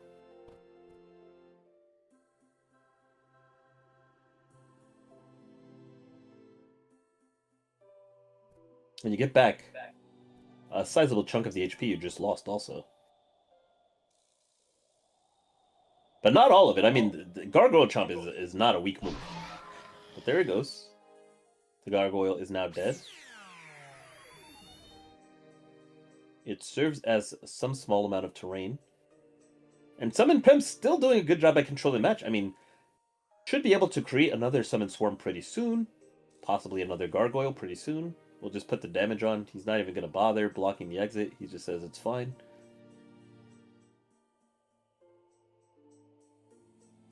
No protection shield. No flight. Like, Pimps has done an absolutely phenomenal job stabilizing. I mean, I'm pretty sure his tower is also off cooldown, so even if he detowers, he can retower if he wants to reposition. Or if he gets detowered, he can just retower.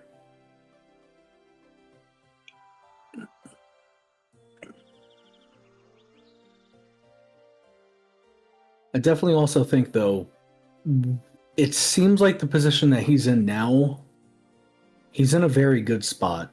Agreed. Miley does seem to be highly depending on these I almost said pimps, these imps. Um, and I feel like if summon pimps were to move any lower or even to the sides of the map, it could cause an even bigger issue for him because those imps do have a wide range right now. Now we're gonna have to figure out what to do with this storm shield because I believe the storm shield will friendly fire damage the imps. So climbing off of Miley right now is not necessarily viable. Possible trade. We'll take it. Okay. Oh, actually, wait a minute. That was not a trade at all. Didn't take any damage. What am I missing? Oh, that creature was already exhausted? I don't think that's the case. I'm missing something. He exhausted it by attacking the imp, I thought. He did attack last turn. You're correct. He attacked last turn. All right, 4 seconds, and just retreats. Prot shield? Okay, there it goes. And it may be a possibility. Maybe Pimps goes for another tree. I don't know if that is up yet.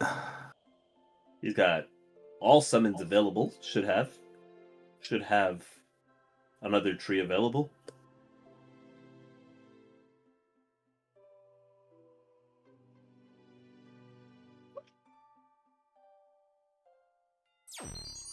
There's a tree. Great read.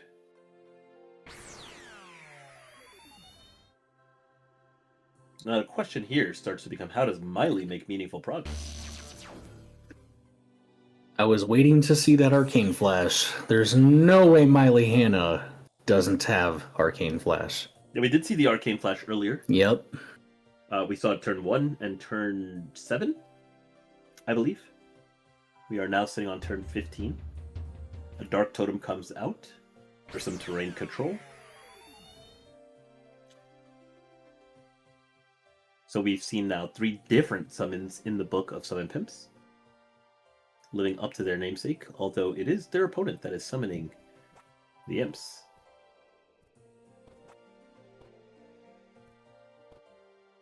Some forward progress being calculated here.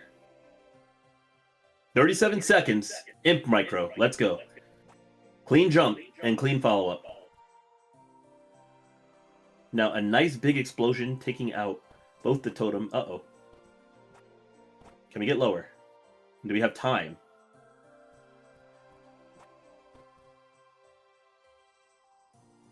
You only need the imp explosion from the top one to... Okay, we don't have time. We're out of time. Because you have to get yourself out of the way. You have to get the top imp to... What are we doing with 1 second? Grav pulse. Okay.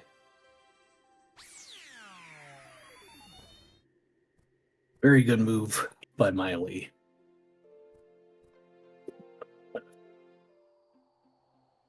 Yeah. I was looking at a possible imp explosion to power up the final imp, de-tower, and take out the minion all in one fell swoop, but not enough time. Counter grab pulse, almost a knockdown. Pimps could find himself in a bit of an issue here. I don't know if I'm allowed to say how I can see this play out. Of course you can. Yeah, I was about to say, but I definitely know what I would have done in this situation. And it would have been a hell of a power play, too. D-tower coming down. Ooh. Tags with the shield. 170 damage. Grab pulse on the target. What are we looking at here? Pimps, no summons to his name. Just throws a shock bomb. Tries to go for the knockback into... Right into the water. Clean. Extremely well played. Very. I agree with that. All the buffs that Miley had cooked up. But wait a minute. Correct me if I'm wrong. Maybe my math is off here. Is that imp not about to just... Well, Which That's a this position possibility. This position's a little dubious, no? But Miley's also sunk now. Yeah. Has to find themselves a new position where they're not going to get ended. Again, we haven't seen everything from Summon yet. We don't know everything that he's got. We have not seen everything. Miley looking for a spot. Okay, not the spot I was expecting. I thought like an offside spot that had very difficult access would be a little bit better. Ooh. Clean. Scary jump. A little bit. But Pimps is no noob. Lots of confidence. 46 seconds to figure it out. But I don't see how he's dealing more than 80, right? Like, and 80 is perfect. Okay, clean fairy jump. We've got a direct attack possibility here. But how are we dealing 90? Blast from the past for 5. How are we dealing 85?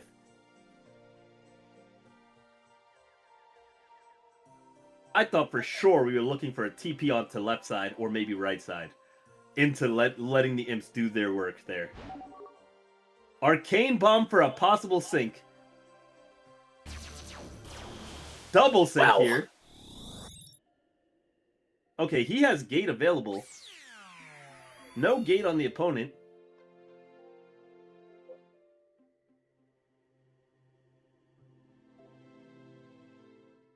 Let's see. I think Miley's gonna take some damage too when she Miley is in a very weird spot. I just don't understand why we didn't port off the left side. Now, do we know if someone has flight? I believe flight is available. Both players have flight. See, I don't know if he has it though. No, he's not playing like he has it. Quake! Wait, let's get a map capture. Grab the screen. Okay, that Quake did sync.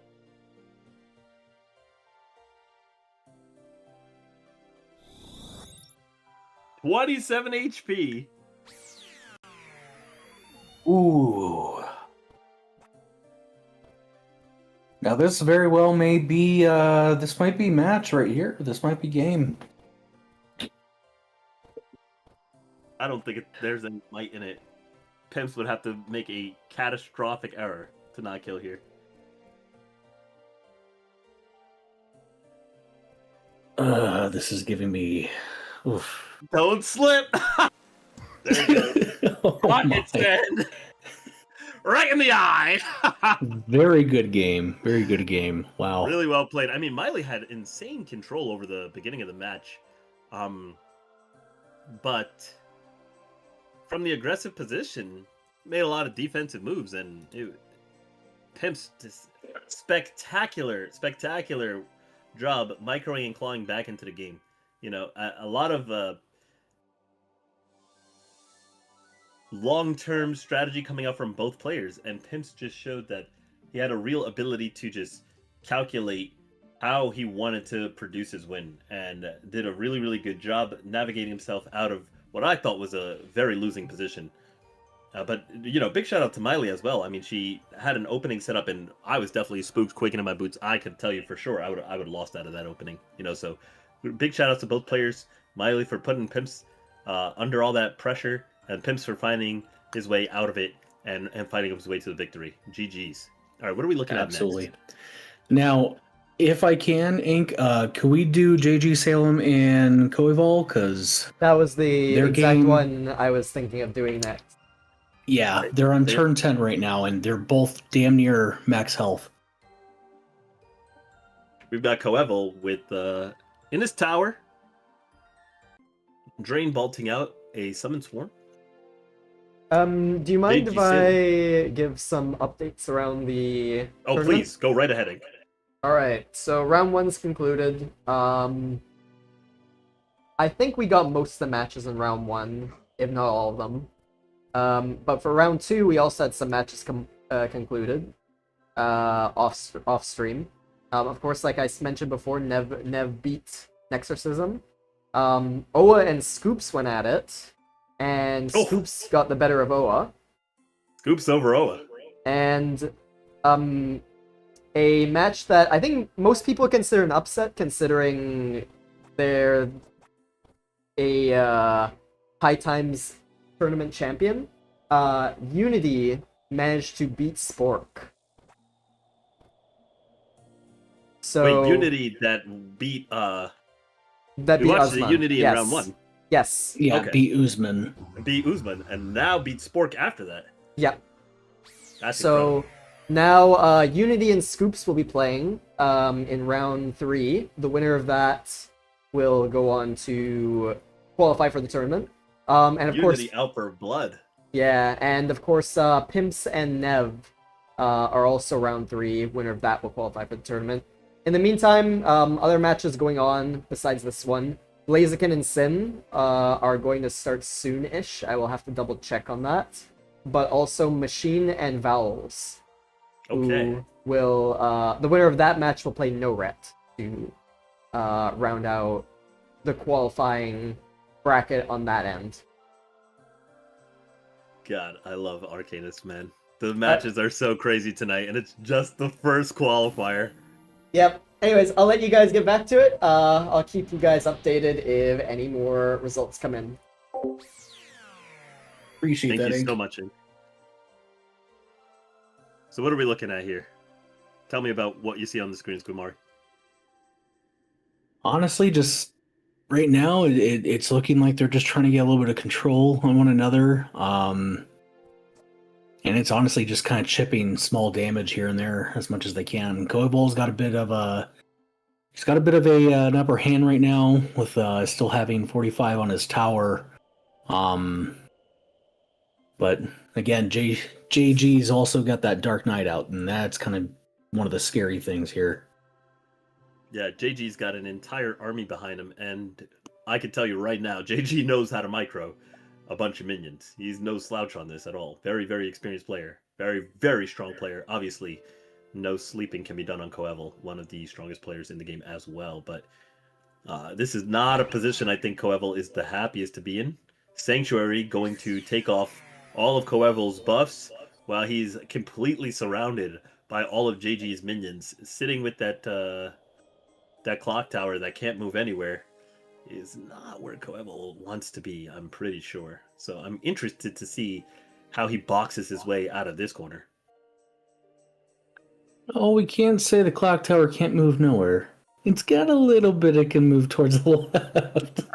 But no, he doesn't want to get any closer to that Dark Knight.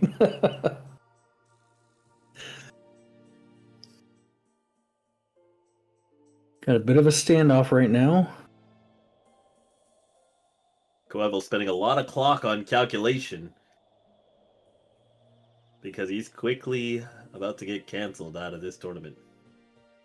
So can he find a conclusion to his opponent's health? Summon the Pegasus. Not too sure what a Pegasus is going to do here, though. The nice bit is I don't think this Swarm can do too much to Coeval directly due to the Sanctuary, so he's kind of taking shelter. But we do see a chip down on the Pegasus. And now we're going to use a little bit of friendly fire, or rather, minion cooperation. No friendly fire on the Dark Knight, but we're just trying to micro these small creatures into giving the Dark Knight a platform. Dark Knight's vertical jump is very, very low, but when you have a totem and a swarm to give you a leg up, you might be able to find something. Maybe over the course of several turns you can do it. It looks like 60 seconds is definitely not going to be enough to put him in attack range, but he's made progress. He does have to be very careful, obviously, because swarms will damage his other creatures, so he's got to be very careful. He does micro them out of the way. 1 second remaining. Does he have protection shield? No. Starbolt coming out from the drone, putting more pressure on Coeval from all sides.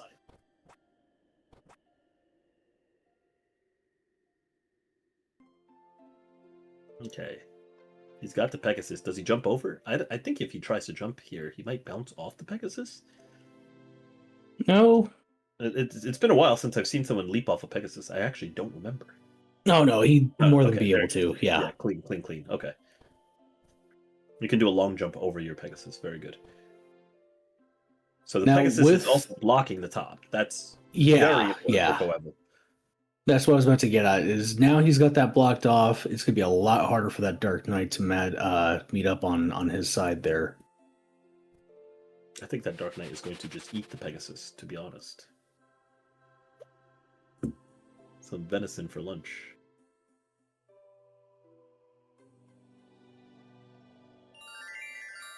And don't get me Prot shield. wrong, Prot shield if on we flight. see a Catacombs of the Dead, it could change the outcome of this match. Listen, I'm very far from counting Coeval out. But at the moment, I'm looking how JG is going to make offensive progress because he definitely is in the offensive position.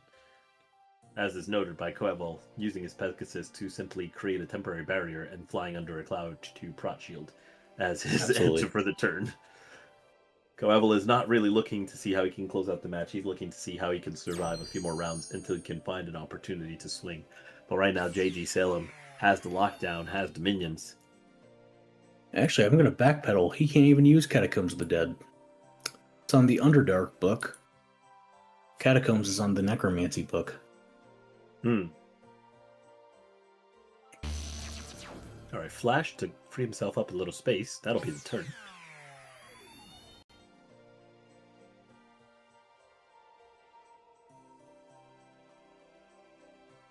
Coeval's also running into an additional problem, which is his Pegasus cannot move.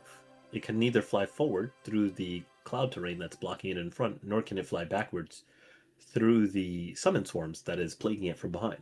And eventually, if that summon swarms does kill the Pegasus, then JG Salem will be eligible to steal the Pegasus. And turning Coeval's Pegasus against him. I mean, a corrupted undead Pegasus while you have an active Dark Knight is extremely difficult to contest, to put it lightly.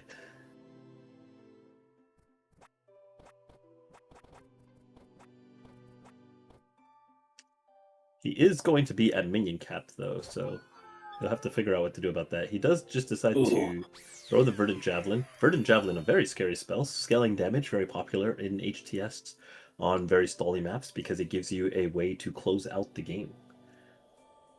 Since it is not capped by ammo and has scaling damage, but still very, very far away from counting Coeval out. That's not going to be a Pegasus on his side, but it is going to be possible access for the Dark Knight to come back and start swinging at him.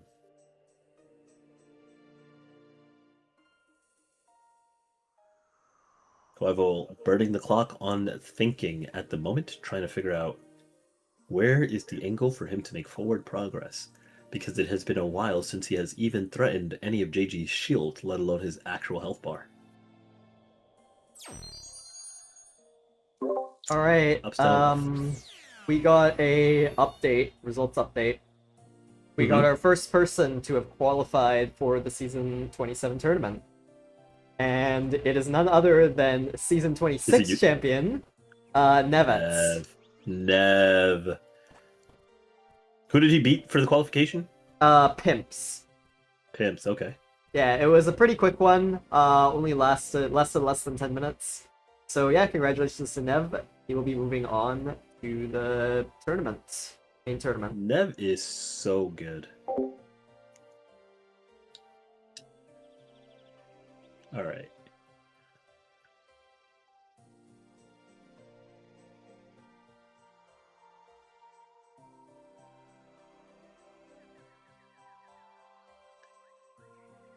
We've got the totem clawing away down to Coeval because we are looking to make that forward progress. Drain Ball comes out there. We want to make sure this Dark Knight is nice and healthy. JG willing to sacrifice even some of his own health just to make sure that the Dark Knight is strong. That's how confident he feels in his own security from this position.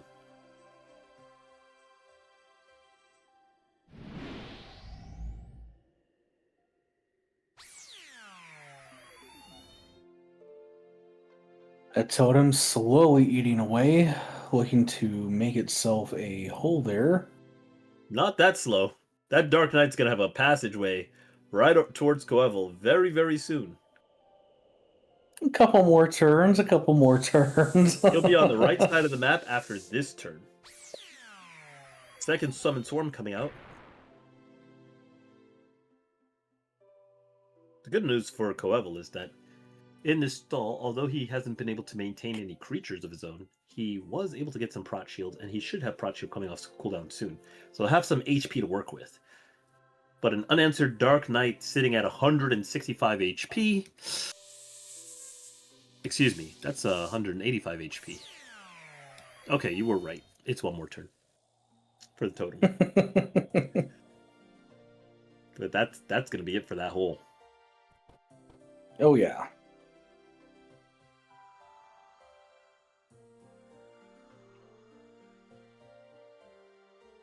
Well, we did get a... out of his own. Go ahead. No. I was saying Coeval did at least manage to get a swarm of his own out. Yep, that literally what I was... Yeah. That's what I was going to say, too. Yes, a little something to help him fight back. But yes. But he's got no Pegasus, and he's got no Dark Knight.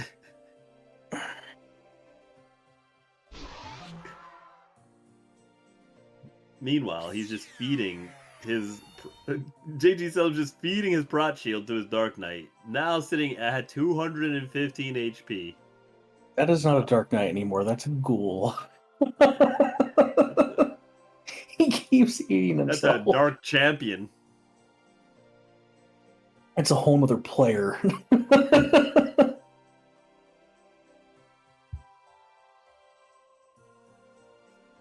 Okay. Ooh. Last one passed. Alright. He says, listen, a Dark Knight can't fit through this hole, so let me break your drill while I can. It's like an anti-war operation right now. This totem is the battering ram, battering on the gates to Castle Coeval, and Coeval is like trying to use his own tower siege weapons to like disable the battering ram so his gates can hold. And the swarm chips away at it, blasted past, creates a little hole, but how does he hit the totem without making a bigger hole? He does not find a solution for this, and the Sky Ray is coming down on him. Drops the Pegasus. He says, okay, well, you know, the totem, it can break terrain, but it's not going to go through my Pegasus. And so now we start to make a new hole, because as we know, Arcanists, sometimes you just got to take your time with it, right? You make one hole, you make two holes. As many turns as it takes. You got 60 turns. We're only on turn 19.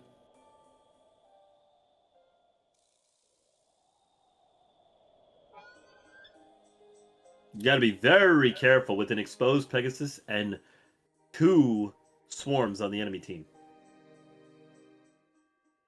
Very, very careful about that. Oh, this is about what I expected. Is that Pegasus just dead? It looks dead. Actually, it might not even be dead. It might just be drain bolted, right? He might not even care to kill it. Right, he might just heal off of it. No, never mind. It's dead. It's dead. It's dead as hell. I feel like he definitely wanted to make some room for that Dark Knight to get through there now. Right. So now 190. Nice Storm Shield. Real cute. Coeval's got to figure something out. Because he's definitely not safe either. Right? Like, there's multiple flying creatures that can give that guy a lift.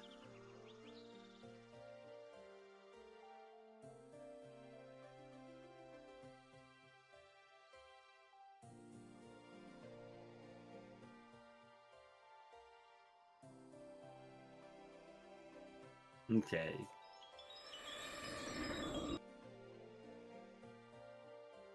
Oh no. Oh no. Does he have Blast and Pass still? He should have it. He should have it to Yep. get out. Yeah, yeah.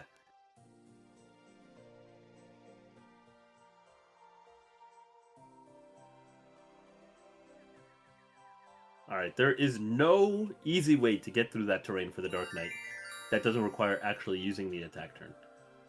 Man, I'm gonna be honest, I feel like he... Oh my goodness, yeah, it was close. Maybe a BFTP here. Wait a minute, yep, I see it. Salem? Oh nice. boy! It's getting scary now. Here it goes. Yep, looks like JG's going to get some positioning here. Yep. We're not going to get too far ahead of ourselves. Make sure everything else is in position. There we go. This dude to fly, land on top of, drops him, drop him again. There he goes. Now the knight cannot make this jump on its own. Only 16 turns. Is this in range? Nice micro. Nice micro. That's it. And of course does not waste the 8 seconds on his clock. Gets his backup coming, but now he's got to make the attack now. There it goes. Charge. Humongous Wow. damage. Let's not forget, there was 100 protection shield on Coeval there. I believe that was... Man.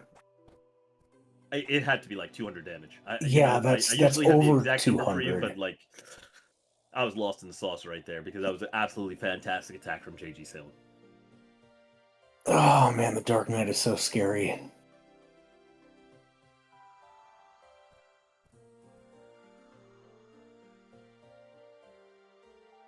And what do you even do from here, right? Like, I don't think the Dark Knight is in commission for the next turn, but I mean, like, Coeval is not even safe from JG himself, right? JG is just sitting there with 240 HP and 2 swarms behind him. Coeval, no Right. protection shield on him to speak of. 10 seconds on his clock. 2 swarms behind. Those swarms come after him, followed up by an attack from JG, and JG is potentially can flash him.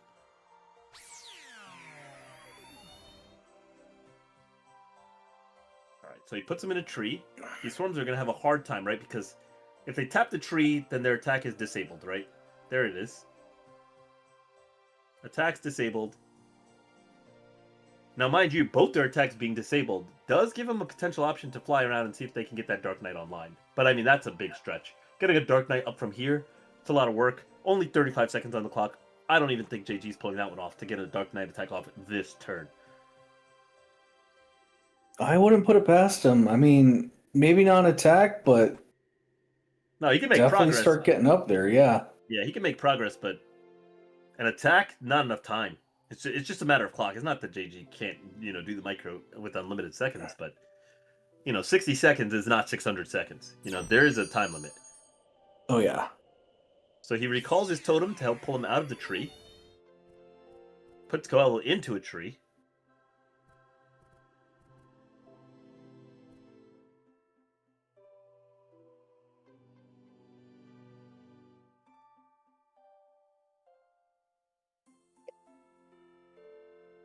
An attempt to micro the swarm here. Maybe get some progress. If he gets that swarm through here, then he can take out the totem, which will be a nice tempo for Coelho. Very, very far from winning the game, but he won't be upset.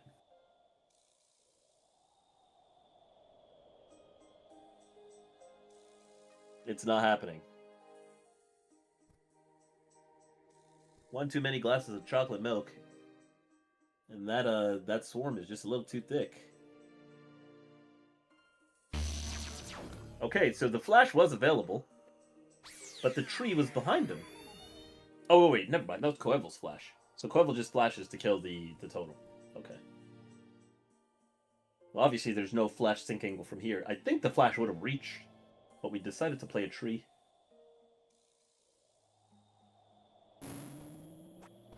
Does he get through? No shot. No way. He gets through. Okay, so what does he do? Point blank. He's got a crazy alpha strike here, right? Because he's just upped so much HP. We know a lot of his book is committed to the Dark Knight and all this other jazz, but I mean, at this point, as long as you're not hitting yourself with bomb damage, you can kind of face take a little bit. He's got a possible angle for a shock bomb here. Drops 80, puts Coelho at 42. That's a big deal. He does not have enough time or space to get his swarms through. Mega Boulder. Okay, that's just a tiny bit more than 80. It was 84. It was 84.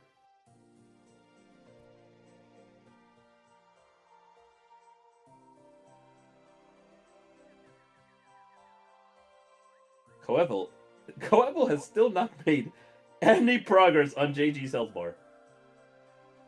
JG has done more damage to himself than Coelho has done to him this match.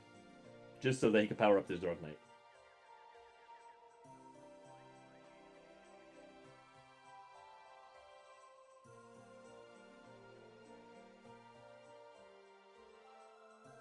This Dark Knight did his job. That one attack was just so much damage.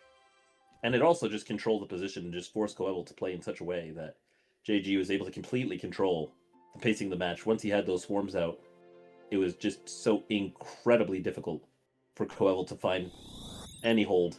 He gates himself to the bottom left corner of the map. And I mean, like, I'm just finding it really hard to believe that there's no options for JG to end the match from here. But let's see what he can do. He's got 51 seconds. Beat to the blasted pass. Wow, can I talk? Blasted pass here should get him through the tree. Oh, he's getting that swarm through there. Getting swarms through. Okay. He is not Careful playing. Not to tag himself. Careful not to tag himself. Okay. Looks like he's going to east side walk it out here. One swarm down. Probably leave the swarm to block. He's going to start microing the second swarm. What are we doing here? No. Nope. There's something deeper going on. I don't think he's making it through this. Blasted Pass already used this. Or never mind. Never sleep on JG Salem. I apologize, JG. Okay, so he needs to go lower. He needs to go lower into a perfect drop, into a perfect spell. He's not going to make it. Not enough time. He's not going to risk his tournament life when he doesn't taking his need to. time. Yeah, he's not going to risk his tournament life if he doesn't need to.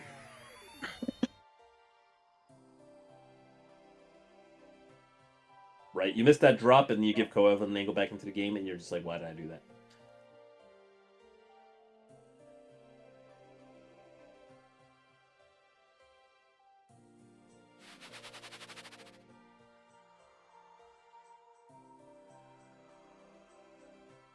Coeval has flight available, and he's probably going to use the same pathway out that JG used in, but Sanctuary will deflight Coeval, and he won't be able to go. He just cancels his flight anyways, because he's going to need to drop and jump through. 19 seconds and a lot of distance to create. I don't think, No but gate is he going to available pebble? as a backup plan. Pebble could be good here, because Pebble can sink very easily. It's not a bad Pebble. Oh my god! Did he have a blasted pass available to give himself more space? Oh. Man. Good game, guys. Incredible game. Insane gameplay by JG Salem. Complete control of the match. You know, I really wish that we were able to see the first 10 turns. That's also a replay that I'm going to want to go back and watch, because by the time we came into the match, JG was set up. And I have to wonder what their opening looked like that allowed JG to get such a crazy setup, right? The Dark Knight was on the map. 2 swarms were on the map.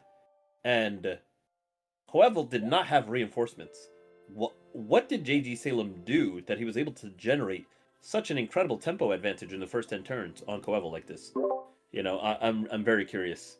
But GG's to both players. Nice job for JG closing out that match nice and clean from that position. There we go. Mike, now stream can hear me. So, besides that match, one other match did complete, and it was between Scoops and Unity to qualify. Out of the 2, Scoops has qualified. So that means out of the 4 people who can qualify for so far, Scoops and Nev have taken 2 of the spots. Okay. Now, I mean, what a run from Unity. Yeah, Like, really great run. Insane run. I think we will end up seeing more from him in future qualifiers. I believe he's going to play others. Tomorrow. But anyways, we have 2 matches in round 2 yet to be played, so that we can go to the round 3 matches to finish up. And they are Vowels and Machine, which are about 24 minutes in. And Blaziken and Sin are 9 minutes in. Would you prefer we go to Vowels and Machine? You know what? Do we see much of Blaziken and shit? You know, I was tapped into the. Let's look at the. We haven't seen Blaziken. I don't know if we've actually broadcast Sin yet. No, we did. We did did watch early. Sin. Yeah, only in Yes, the but beginning. we of the have game. not. We have not seen Blaziken or Machine fight yet. So, Correct. Okay. We didn't see Machine and we didn't see Blaziken. So both players have Okay. both matches have a player we haven't seen yet. All right, I will go to Blaziken and Sin then. Mhm. And likely, if we have to come down to picking a match to spectate, we'll do Machine and no ret if Machine wins. If not, then or if this match finishes, we can go to Machine and Vowels. Or and if we go to round 3 and we have to pick, well, I'll let you guys pick if it's not my team. Very good then. All right.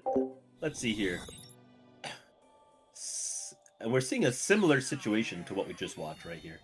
Blaziken definitely in a very, very commanding position. He's already got a Pegasus as well as a Dark Knight set up both. And this is a very, very dangerous combo because the typically immobile Dark Knight gets a lot of mileage when a Pegasus is in play and it can ride it. On top of that, Blaziken's got himself towered up. He's got his totem to deconstruct.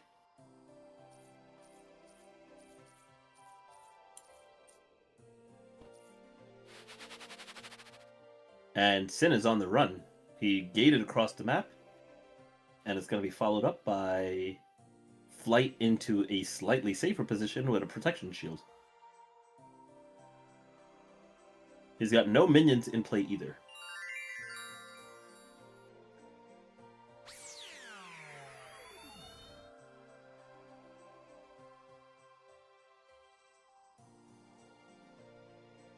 Alright. Now with this totem, we can expect some of the obstacles getting in the way of this Dark Knight and Pegasus to slowly get chipped down on and eliminated. We got to be a little careful for the Armageddon. You're probably going to want to break it from a particular angle. No, he's using the totem to block? I don't know about this one. I mean, okay, so there's the Storm Shield just disabling the totem, but the totem cannot move. Okay. Does he have time? oh, plenty. Oh, definitely. He has plenty. Yeah. Okay, here it goes. Ooh. Oh, wait a minute. See, and this is what I thought we were going to deal with, right? Like, clean, nice micro, understanding that you flip the Pegasus to get a better jump angle. Totem can't move, but that's all he needs. This could be lethal. Wait a minute. No, not quite lethal. There was some protection shield on him, and it wasn't a 100% damage hit. But I mean, you're talking a lot of damage. I think you're just going to have to commit a major spell here. We're going to, like, because this guy's got to die, right? Like, you can't leave it alive. You have to commit a major spell and deal 75. You have to figure out a way, like maybe get yourself out of range and then possibly lob a shock bomb in the hole from below. Something like that. I'm not sure about this one. No, I mean, like, yeah, that is oof. Putting yourself in such a position just over a Dark Knight can potentially just delete you out of the game.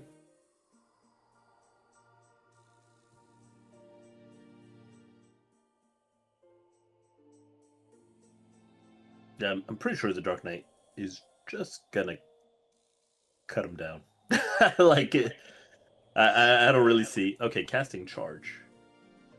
I'm gonna be honest with you. I don't even think I've ever seen. Okay, yeah, to charge from the Dark Knight. The camera was off center on it, on the automatic. I forgot. See, I'm rusty, guys. Why am I using the automatic camera? Am I? All right, here we go. So that's the Dark Knight's gonna attack. Tower's down. Still at 75 HP. Storm Shield's run off, by the way, so we're not going to be able to see the additional chip on it now, and we still got the same problem. He was unwilling to kill it last turn, and now he's just down the tower.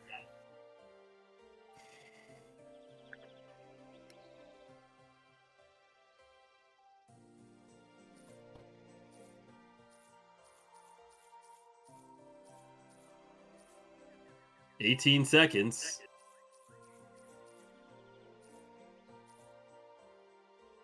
He's looking at an angle possible. Okay, blast from the pass. I'm not sure about that one.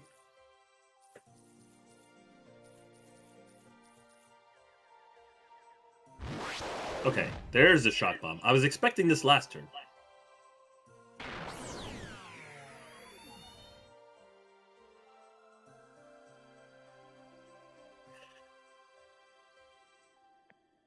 Okay, micro into Pegasus, possibly to pick up Sin. Yep. And then it flies him over. By the way, that was extremely clean. That was a perfect micro Pegasus. I mean, it's easy to underlook these things, right? But he perfectly microed his Pegasus into the max range to jump on it. Blaziken really showing a great demonstration, although I thought he would have flipped the Pegasus to nail that jump without having to make the second jump since he already knew that the ranges. It doesn't really matter. Okay, this is like KO. Like a stuffed Mega Boulder just KOs here, I'm pretty sure.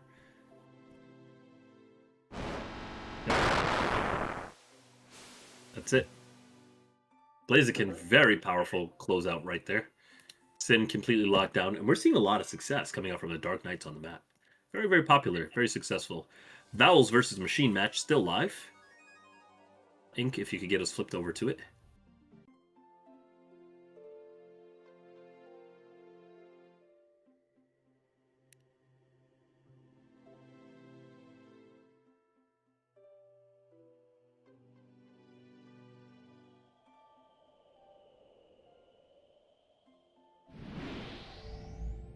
Okay.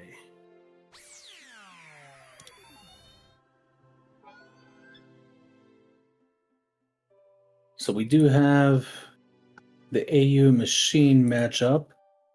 Mm-hmm. Still going very strong with 20 turns in so far. And looks like 2 minion on AU side and 4 out of 4 for Machine.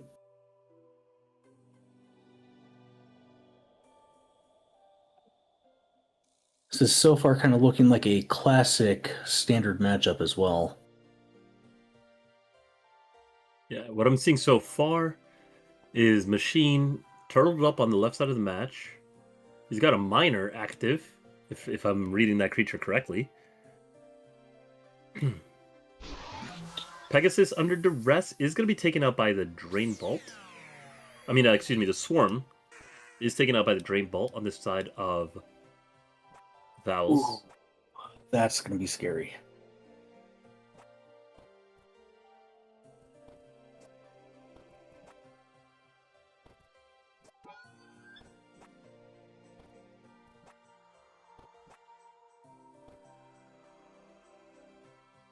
Tell me a little bit about this this summon. We don't see this every day. You know, I'm not too familiar with it because I honestly, so out of the year or so that I've been playing, I have hardly seen this many. Yeah, I'm not even sure what that guy is. So I know when it becomes undead, it turns into. I know this sounds so bad because we're over here hosting this, and we don't really know what this thing is. But I'm gonna call it. We'll just, for the sake of it, call it a crazy frog of some sort. This tadpole thing, right? Can actually do some decent little damage. I don't know how much it is, but again, I barely see this minion very often in games.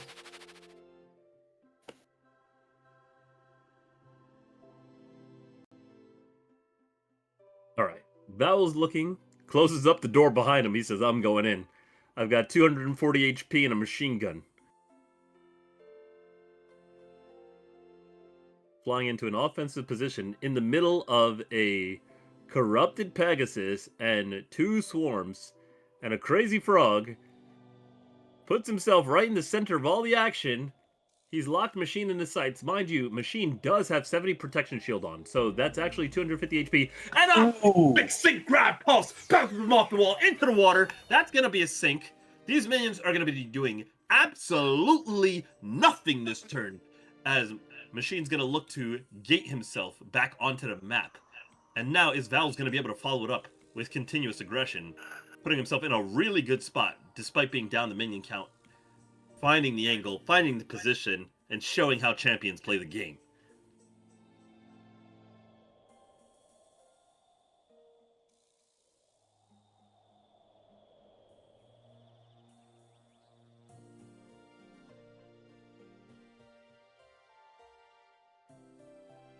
Machine looking. Where does he want to go from here?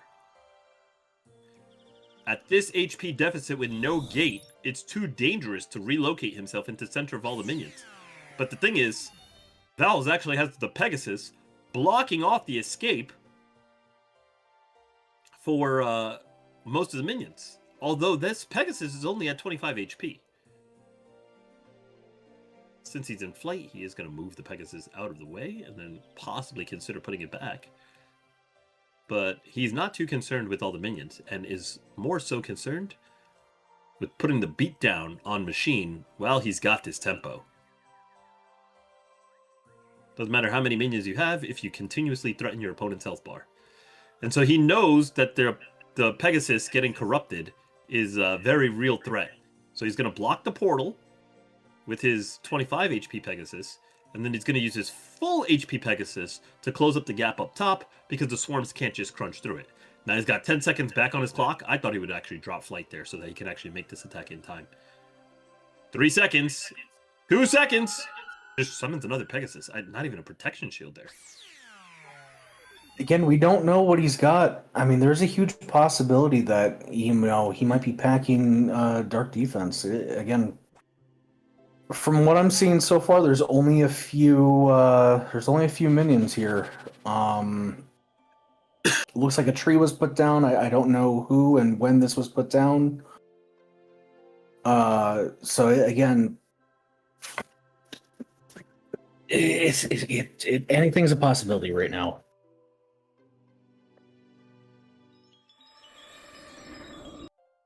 Okay.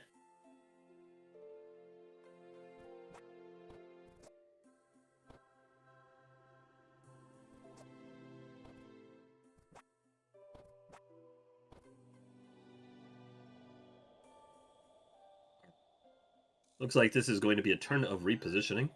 That Armageddon coming down, chunking the Pegasus and slightly moving it, could have consequences in a couple turns. So we're going to have to keep an eye on that. But just a protection shield coming down.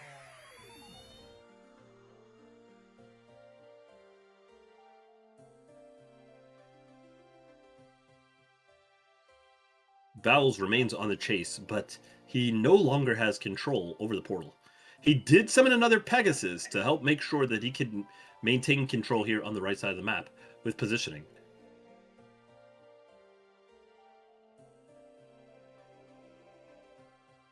With the top side blocked off, that second Pegasus is largely out of play at the moment. Although with 28 seconds, still not too late to get it a little bit closer to the action. So Vowels is looking for something very specific here. Burning some time, possibly lining up a spell. 16 seconds on his clock. Petty Micro. 8 seconds left. What is Vowels looking for?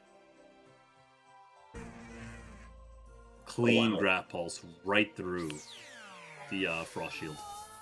And just as I was mentioning, that Armageddon coming down, eliminating that Pegasus can drastically change the dynamic of the play. Vowels did not put on a protection shield since he summoned a Pegasus on the previous turn, and that means that he will be dropped from flight if he gets touched by any of these undead minions. The undead Pegasus now also has room to start controlling the map, as it has a hole large enough for it to fly right on through and start putting down the pressure. This could be big damage to Vowels here. Boom.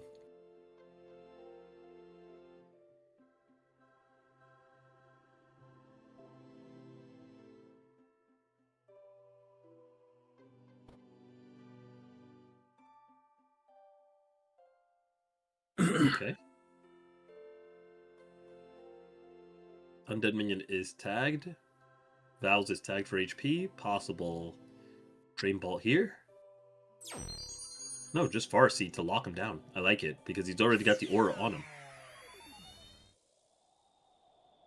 Skyray chomping down.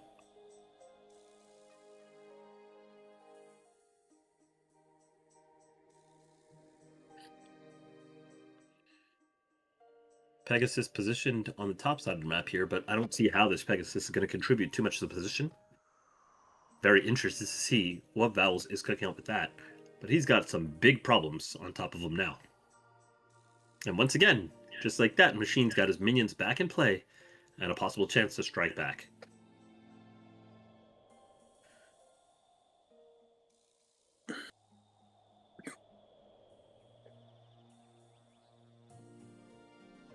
16 seconds. Val's burning quite a lot of clock on every turn, taking his time, thinking through his plays. But is he going to convert that into meaningful progress? I mean, we did see the brilliant gravity pulse on the previous turn, but with 3 seconds remaining, I'm really curious what he's looking for here. And he decides not to allow himself to just be overswarmed by machines minions, and he just gates out. Now, there's no clear path because of all the terrain creation with the 2 living seeds just hanging out there on the map. There's no clear path for these minions to access him in this little burrow on the center. So it looks like now Machine's going to get everything in position, but to my knowledge... Oh, okay. Wait, he squeezes through there with one of the minions, but I do not believe the totem is available to allow everything else to come through. That being said, no major threats here. Pegasus on Pegasus action.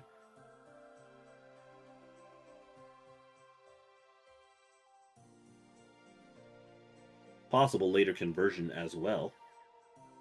This portal's doing next to nothing at this stage. Machine, 13 seconds on the clock, has yet to decide on a major spell as far as we can tell.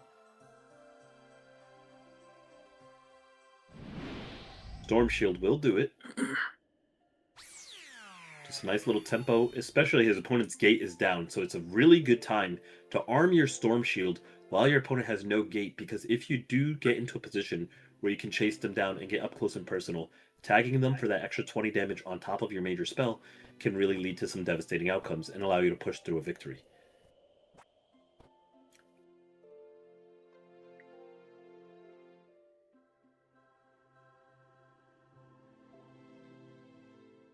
I am very curious to see what else AU's got in his book right now.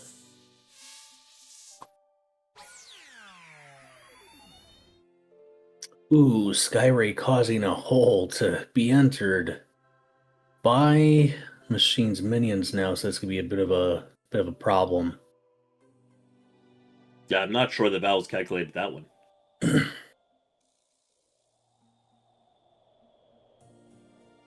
Okay, we are through the portal. He's just going to tuck himself away into safety by the looks of it.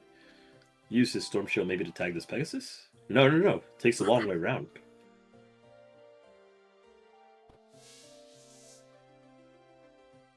I'm not convinced he meant to get stunned. But some tag damage there. Very nice. Kills off his opponent's creature. And once again, Vowels is left nearly stranded and surrounded.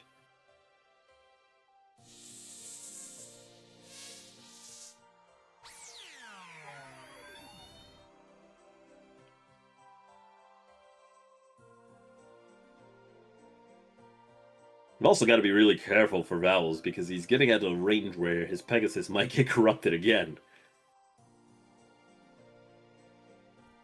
And it's really difficult to kill your opponent controlling 2 corrupted Pegasus. There's just a lot of ways that they can just control space. And on this map, it can be very, very compromising to let your opponent have that kind of resource. Okay, Cuckoo Clock coming in. Big damage. And it looks like Vowels might just try and go for this race, but it's a little dangerous, right? Like, here's the Storm Shield, and then multiple undead minions to tag him.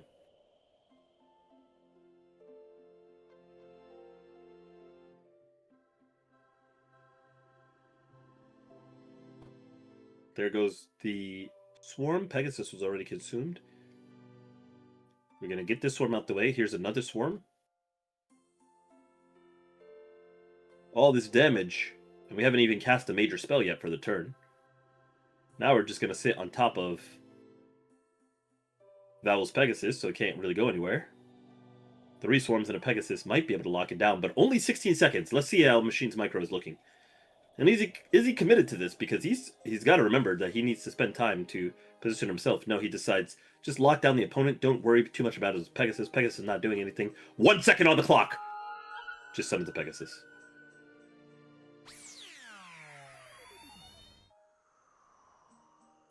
Still, that was great damage to put on the opponent without even casting a single damage spell on the turn. He's got complete control of the map, and he's got options to run it back next turn. Yeah, with all of these minions, it's going to be real tough for him to really get out of this. He's probably have to gate out or something because this is a tough spot. Considering he hasn't even moved his character a single pixel in the last 38 seconds, I think he's looking to where he wants to gate on the map.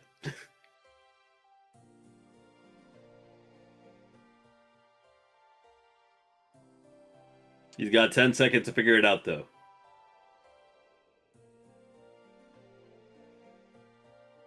Three seconds for Vowel. No, he just summons another Pegasus on the top.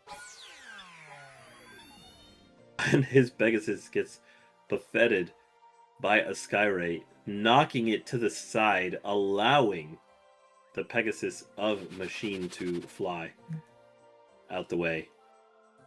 Now Machine is going to loop his way around. The majority of these auras are disabled.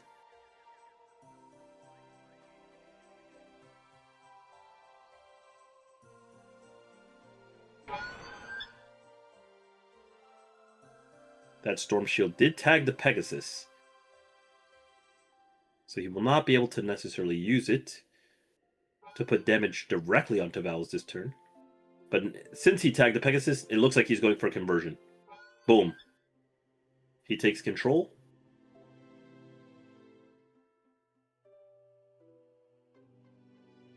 Now Machine is at 5 out of 4 minions. Ice Shield on himself with Prot Shield. Skyray doing nothing for Vowels here. And he's just surrounded by enemies on all sides.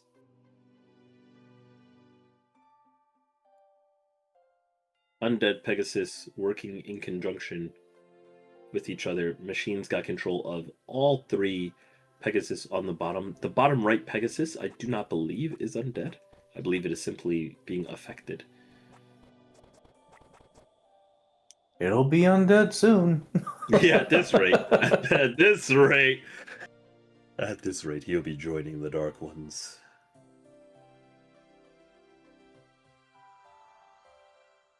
This is a dirty, dirty situation for Vowels. Okay, tries to put himself in a position to gate where his opponent can maneuver to. Okay, he's going to see if he can get himself in a position to Pegasus jump, but I mean, he's out of time. Nice Drain Ball. Okay, that was clean. Alright, well, speaking of undead soon, I see another one of Vowels Pegasus that is looking to get turned. There it goes. And with all these auras ticking on each other, they're just going to heal up off of this.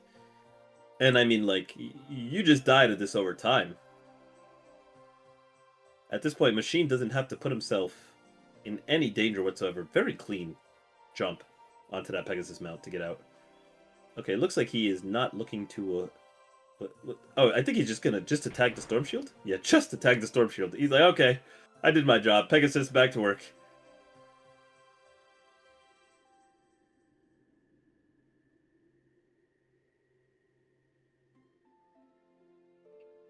At this point, they're either healing each other, damaging him. I mean, here comes a tree, but to be honest, isn't that tree just giving him more Drain Ball food?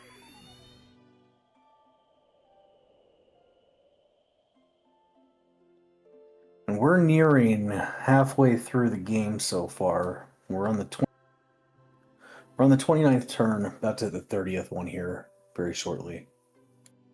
Yeah, I'm going to be honest with you. I think we're a little bit more than halfway through the game. It's looking a little slow for Vowels right now. In terms of HP, yeah. I mean, they're at half, so sure, half. Okay, there's the gate.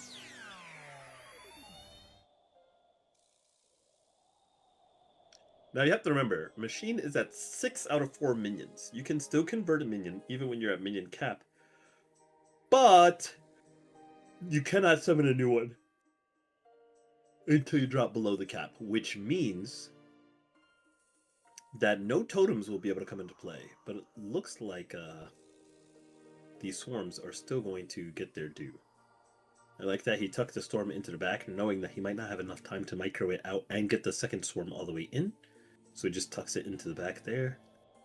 And then he'll probably just try to tag with this one, being very careful that he keeps that first swarm out of the way. Disables the portal there, and then he's got the swarm on top of his head to limit his movement. He's going to basically force him to cast a spell. He's got no warp out of there either, so force him to cast a spell to get rid of that turn. Do we see protection shield here? No, storm shield comes back. Okay. And Machine is just going to walk it out. He's not trying to do anything. He's like, this guy is going to get poisoned to death. I don't have to do a singular thing with my own HP bar. You're just going to sit here at 145 HP forever. And it will be glorious. I wouldn't even be surprised if he Drain Bolts off this Pegasus with 35 HP and just heals off of it.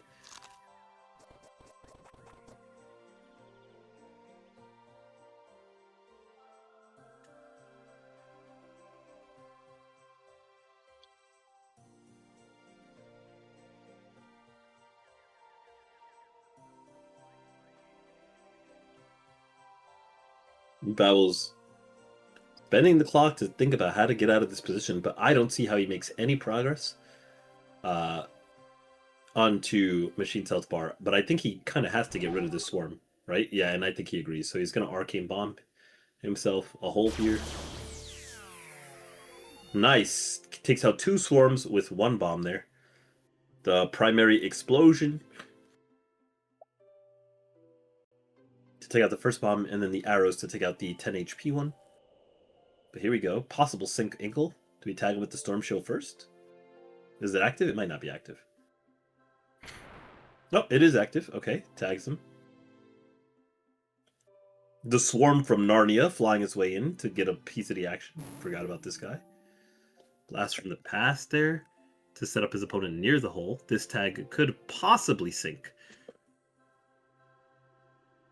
I like how he used his body to position his opponent exactly where he wanted, and then 18 seconds is more than enough time to sink down and possible sink here. Nope.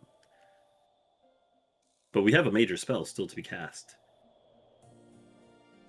And I mean, like, most spells will sink here. Not 100% of the time, but a little bit of tiny micro going on. Major spell being casted, and that's easiest Drain Bolt into the water, easiest one. Now Val's is going to have to warp out. He has no warp after this, and nowhere on the map looks safe at all. To be honest, I'm trying to decide where would I even go. I mean, there's the statue of the wizard on the right side, but don't forget, you can even fly on these Pegasus. I mean, he already has flight anyways. And I see nowhere for Vowels to go, that he's not just dead. I mean, he's getting tagged also by a billion minions, and Machine did the very correct thing to make sure that most of his undead minions were not touching each other at the start of the turn, so that all their attacks will be available after the gate. So wherever Vowels decides to go, he's just going to get hunted down by a swarm of Pegasus, falls through the portal, and through the portal again, and into the water, and that's GG. I mean, like, he's not able to get hit here, but when he gates back in, he's just dead.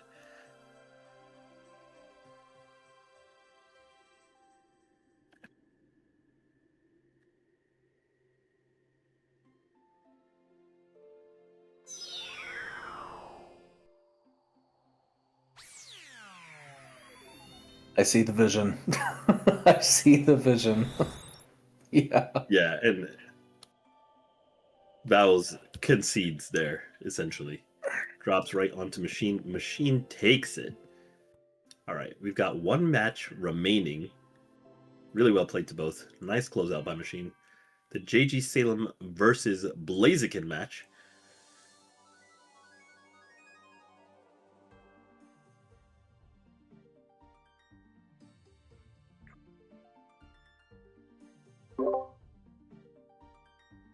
Okay, so besides this match, the Machine, of course, moving on to face No Rats. We have Blaziken and JG also in the same round. both matches. Let me re-clarify. Both matches, the No Rat versus Machine match, and as well as the Blaziken versus JG match. Excuse me, I'm tired as hell. Our qualifiers. Yeah, Whoever wins the winner will advance to the main tournament. They to will the be main tournament. qualified. So So everything on the line here. everything on the line, yes. And we are 23 minutes in the Blaziken JG match. I've been spectating it on the side on my other account. It's a very interesting looking map already. Of course, we can go into that match, or we can go into the No Rat and I'm currently match. watching the Blaziken JG match also. Okay, so but I do really want to watch the No Ret Machine match. I'm down to watch a little bit of either. we might be able to get both. Is the thing. I'm not 100% sure how long No Rat Machine will take. But I mean, this considering this Blaziken match is 23 minutes underway, and already there's actually some action happening. We'll go into that one, and Okay. if I'll keep an eye on the No Rat Machine match. Hopefully, it doesn't end too quickly.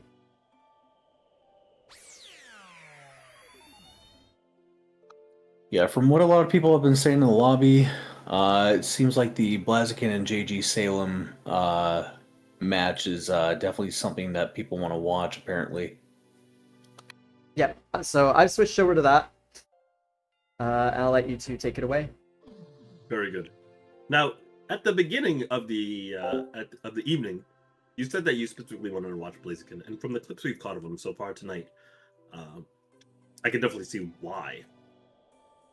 Well, I wouldn't say I specifically wanted to watch him. I got high hopes for him because I have since the beginning of when I had first started this game, Blaziken has been one of the most amazing tutors I've had myself. I have learned some mech with using the Alt 1 and Alt 2. So that's where I give it to him in terms of, using some mech here and there. And he gets some really good bomb sticks as well.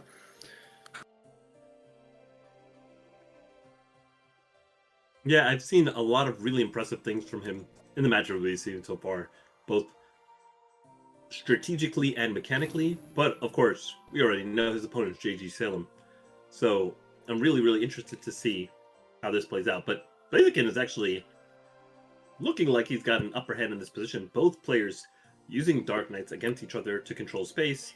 JG Salem right now with the drone control, possibly looking to shoot down some of these swarms. Maybe just block the space. But Blaziken up the HP.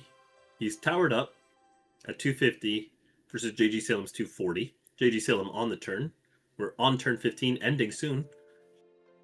And he Qs! Not what I was expecting.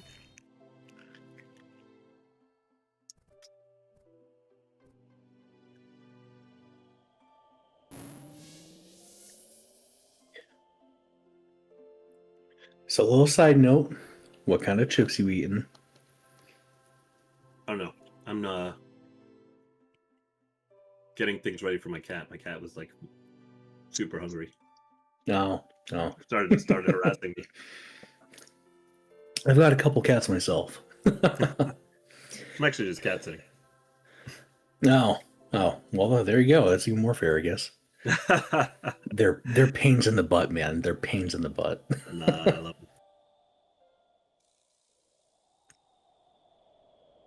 All right. Here we have it. JG now getting buffeted by the swarms of Blaziken sitting on high. The Sky Array is coming down strong, but not necessarily targeting center. Mega Boulder drops in. Boom, boom, boom.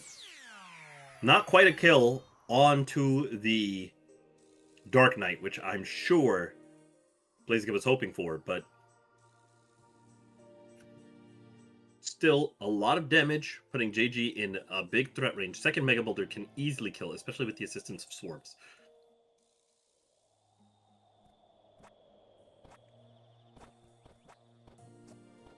JG gets himself out of the hole.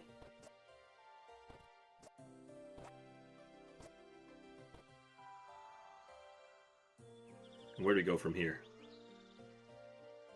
We've got the drone.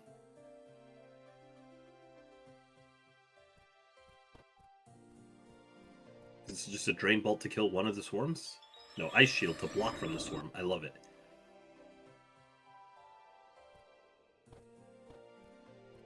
This knight is dead. I mean, like, I don't even know why we micro this knight. This knight is so dead. Yeah, Starbolt, beautiful Starbolt. Actually, the knight may just live for that. Okay, let me put it this way: the knight may not necessarily be dead. I mean, it might still be dead, but it's not dead for free, and that's fantastic. Fantastic aim, Starbolt there. Yeah, that was a really good play, knocking out 2 of those flies. You know, it's still quite a bit of damage just getting hit by both of them.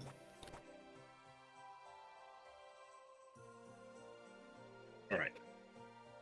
Now, the one saving grace for JG right now is that Blaziken's heavy hitter is on the offside of the map.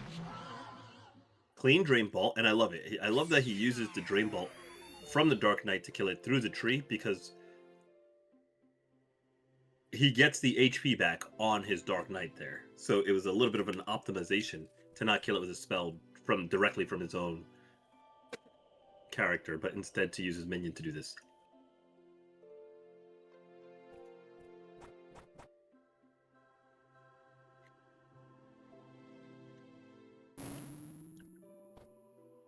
Okay. Now JG working his way back into the game here. He's getting himself some decent positioning. He's still got his drone active. He's taken out most of the pets of his opponent. I mean, the ones that are active in the fight are gone. And he's got time before he has to deal with this Dark Knight. So how can he rebuild his own army and make progress? Does he get a swarm out here? Nope, just Farseed to build himself some space. He's going to try and fortify himself on the left side, but he is of the mindset of buy himself a little bit more time and regroup his forces before launching a counterattack on Blaziken, who's right now still continuing to sit pretty on high, right on the center cloud, in just a matter of time until he gets his Pegasus and his Dark Knight through. Does he have Totem to claw them out? I wonder how he's going to get them onto the side of the map. The Dark Knight could charge through this terrain a little bit. We'll see how he plays it.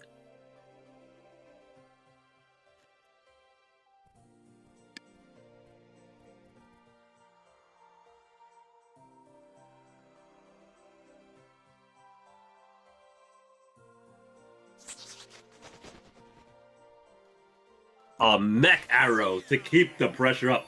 Blaziken said, "You think I'm just sitting up here for nothing?"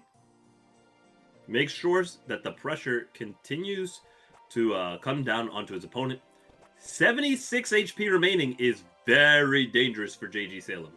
And Mech Arrow 1 means Mech Arrow 2 is soon to follow. So it's not necessarily safe for him here. He's going to look for a better angle. Commits the first few seconds of his turn to finding it, and then Sanctuary will end up blocking. So second Mech Arrow, not really active here. But Sanctuary coming out does not necessarily mean that Blaziken is not feeling very, very happy about the position.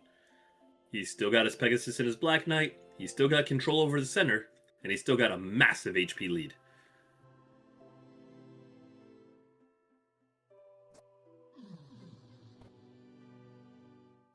Wow, that's actually a huge play.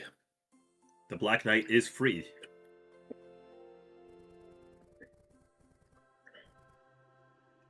I think, well, right now it's stunned. The Pegasus is not out, so maybe he stuns a new Pegasus on this side? I think that's what he's thinking. He's already got it right. Okay, no. He summons a totem. He wants to get the totem out so that the totem can be active every turn, cooking terrain. I thought it might have been summoning another Pegasus so that he gives the knight a way to fly, and the turn is very, very easy for JG Salem. You know, he's just starts rebuilding a minion army of his own. Here comes the totem. Totem makes a little pathway, and just Clock Tower's versatility is so insane. He's moving onto his totem, and then he can just micro here. Very, very nice. Little smooth left-right action.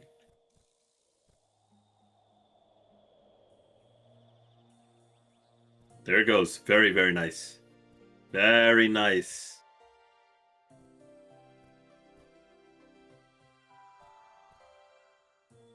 Oh, he falls right before the finish line.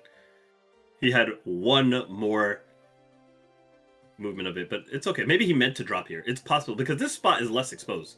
It is entirely possible he actually meant to drop here. He's got the Pegasus, which is what we were mentioning before. Make sure to put his totem out of the sky range as well. A man trap comes down. I'm actually a big fan of man trap, but I'm not sure what he's going to do with it here. It'll be interesting to see an explosion.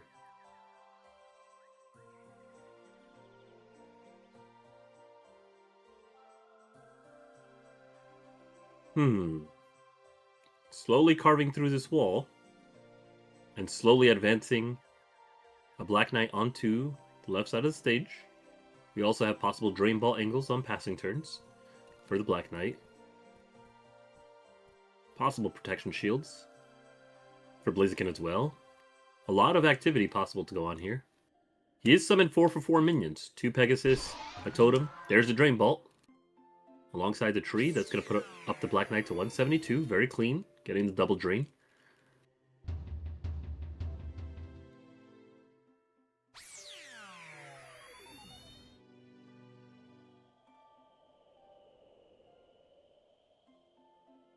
And this totem is just slowly carving a way forward.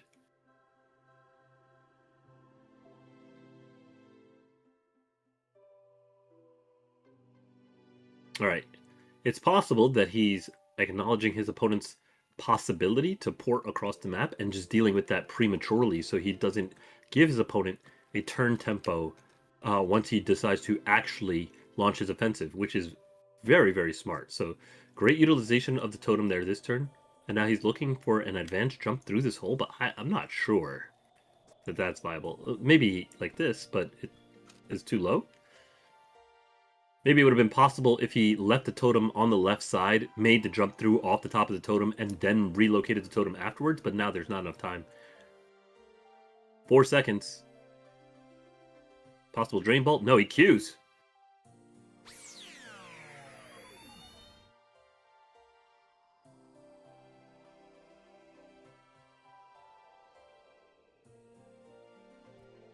Yeah, I was gonna say it's actually kind of a classic thing because Blaziken's always trying to find the best way to approach his opponent a lot of the time. So trust me, it's as people are saying in our clan right now, classic Q. It is something that he does a lot.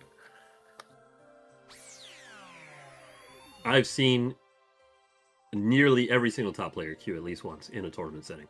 It happens. Oh yeah, oh yeah.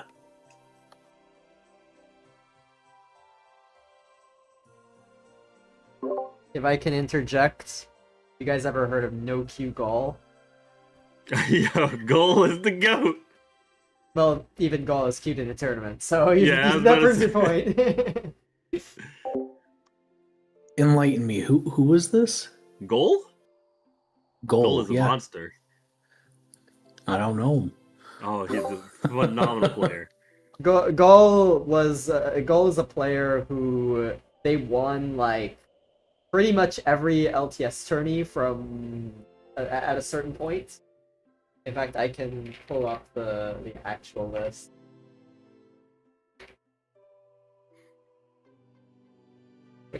Go. Second mech arrow comes out just to kill the swarm. And I believe, if I'm not mistaken, mech arrows that's 2 out of 2 mech arrows. So that spell is now off the table.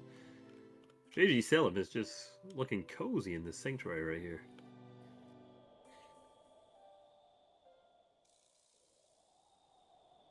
Blaziken had a lot of momentum not that long ago, but he has successfully, rather JG Salem has successfully regrouped his forces.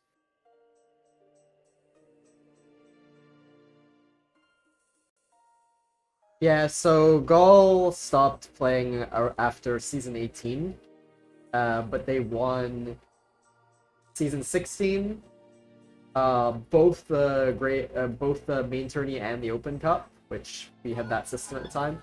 Season 14, uh, and they came second place in season 13, third place season 15.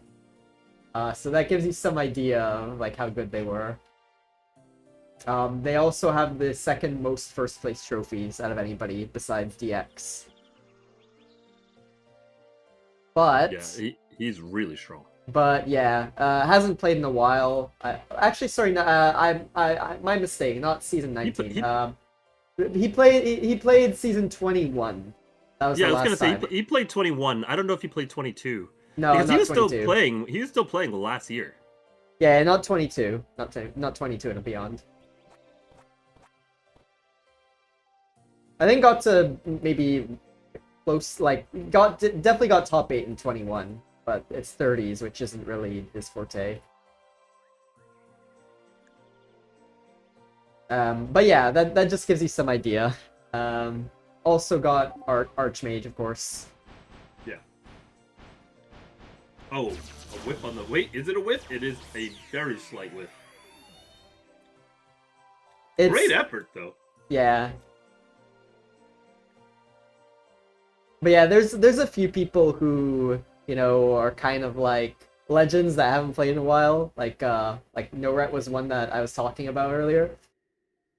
They're just sort of returning sometimes. So, I you love to know, see it. you All the love to new see it, faces, the yeah. returning faces, absolutely.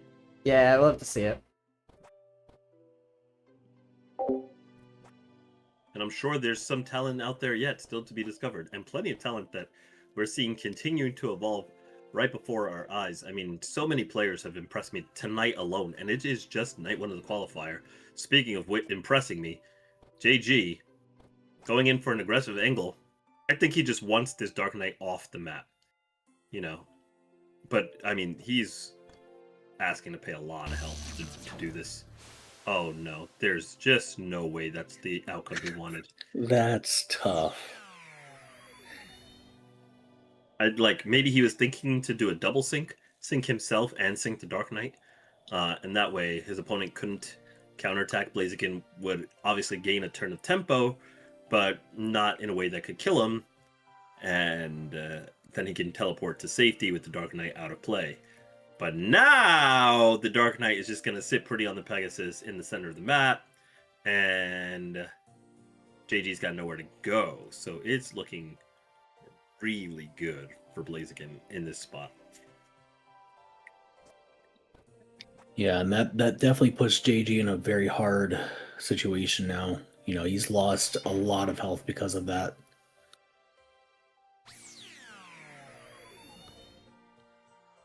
A lot of health, a lot of tempo, a lot of terrain positioning. I mean, he's just in big, big trouble.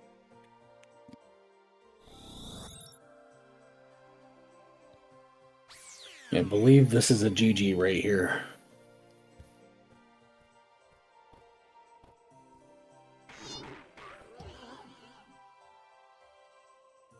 That's it. The Dark Knight comes through, cleans him up. That is going to be Blaziken advancing over JG Salem. He is qualified for the major tournament. JG still likely to qualify on a different date, but not tonight. Now we're going to switch over to Machine versus No Ret. They are still only on turn 9. Yeah, so I want to give a preface to this match. I did catch the beginning. At the very beginning, Nora actually missed a very big flash. You can kind of see it in the bottom right. He was in flight and tried to sink Machine. You know, with how low the terrain was, and Machine just bounced back off and landed right on top of him. So he got to BFTP no ret and then basically have a free turn. So yeah, but it looks like it's a little bit more even now. So, press no ret for getting back in the game, I guess. But yeah, that's sort of the background info I wanted to give you guys. I'll let you guys take it away. Thank you so much, Ink. Well, we've got the minions from Machine doing work. Machine himself canceling the flight trapped in a mud ball.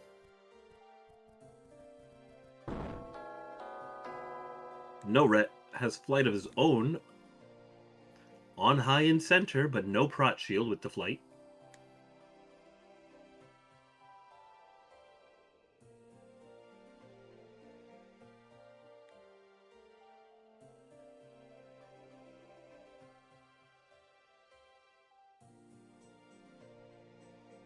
Wondering where No Ret is looking for his angle here. Now, from what I've seen of No Ret in the previous match, he plays a very, very standard gameplay. I'm wondering if he's adapted to Skies or if he's playing a spellbook that you would just find most common on 60G, because a lot of the players that play spells that you would find very common on 60G. But even here, you know, I haven't seen Pebble Shot be as popular, but No Ret's playing Pebble Shot, things of this nature. So I'm just curious how he's going to deal with the minion control that Machine currently has under play with this kind of advantage on the tempo.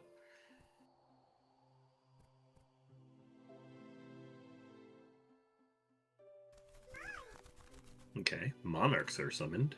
Very nice.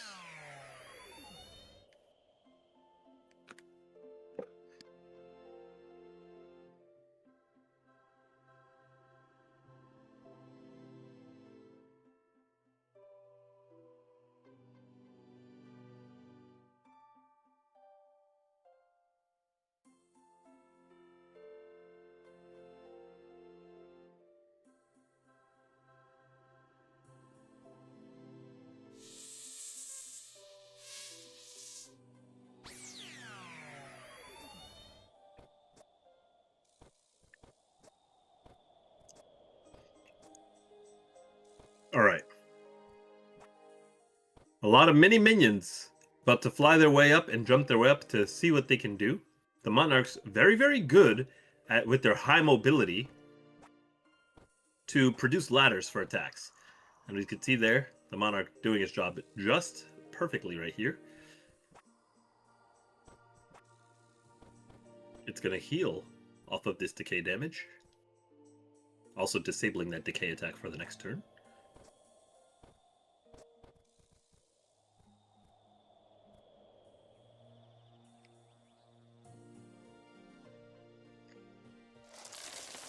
Barrage of Bones comes down, takes out Aura, and deals just a bit of damage. How much of his protection shield is gone? Let me zoom in on that. 30 remaining, 20 damage done.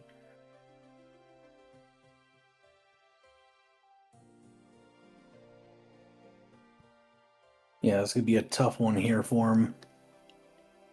All right. No Rat decides he's not comfortable with the position. Decides to fly off to the left. He's going to create space, most likely either create a summon to block off the entrance to chase, or create terrain.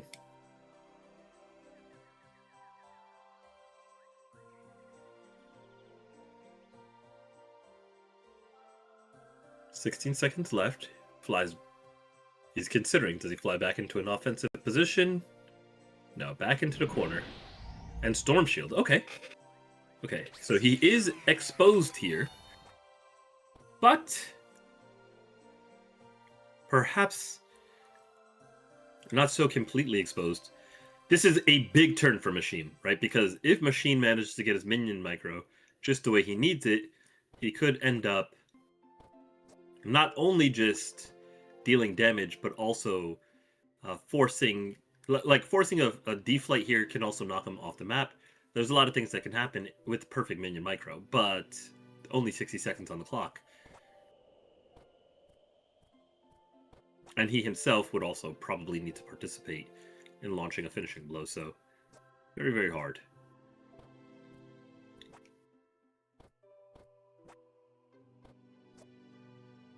"12 seconds left. And the minions are not making it up. Machine's actually left his minions a little exposed on the top side. It's possible that No Ret just decides to deal with it. Oof! No Ret's dealing with Very. absolutely nothing this turn. That was very calculated, too. Oof. Who was it that we saw in one of the earlier matches that utilized the Sky Ray to their advantage? We've seen some Sky Rays being beneficial in several matches. Oh! Ret resigned. He gives the match to Machine from there. I mean, I don't think that was recoverable from that position, to be honest. Oh, wow. I don't blame him for that at all. Ooh, Entangle is available. Alright, so that's gonna be it. Machine will qualify.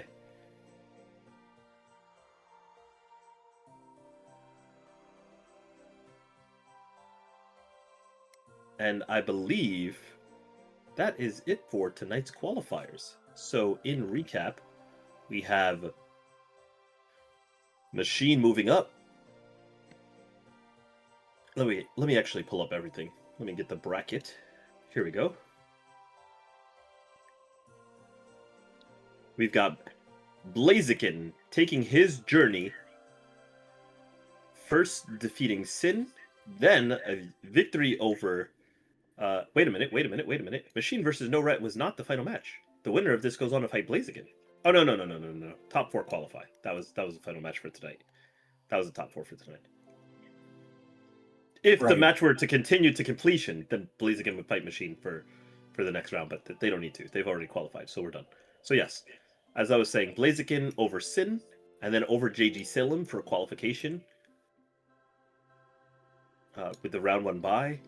Machine with the round 1 bye, beating the winner of Finn and Vowels, takes the win over Vowels, then gets the win over No Ret. On the other side, we had Nev, also with a...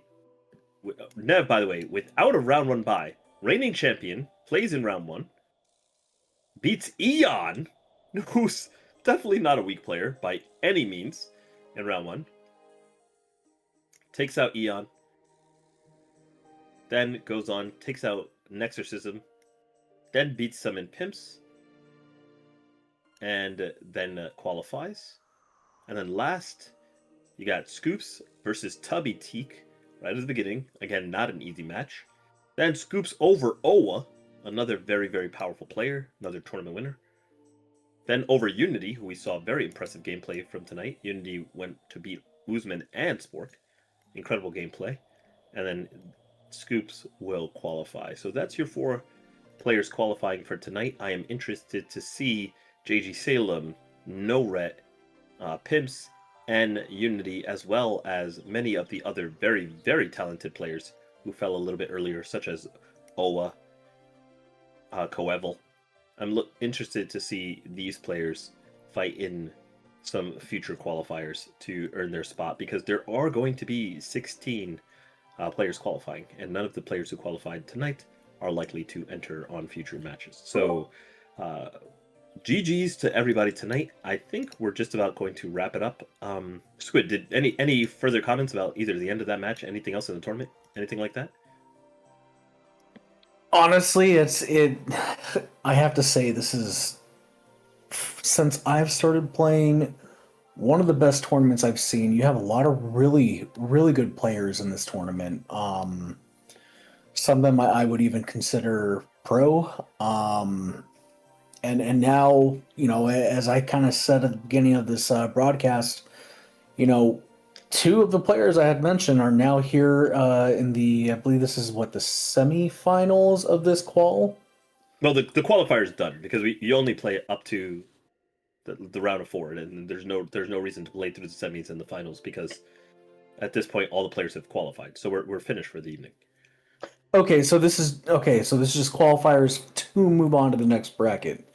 Right. Everybody who has won all their matches up to this point, they will be playing in the season 27 tournament. which will be 16 players.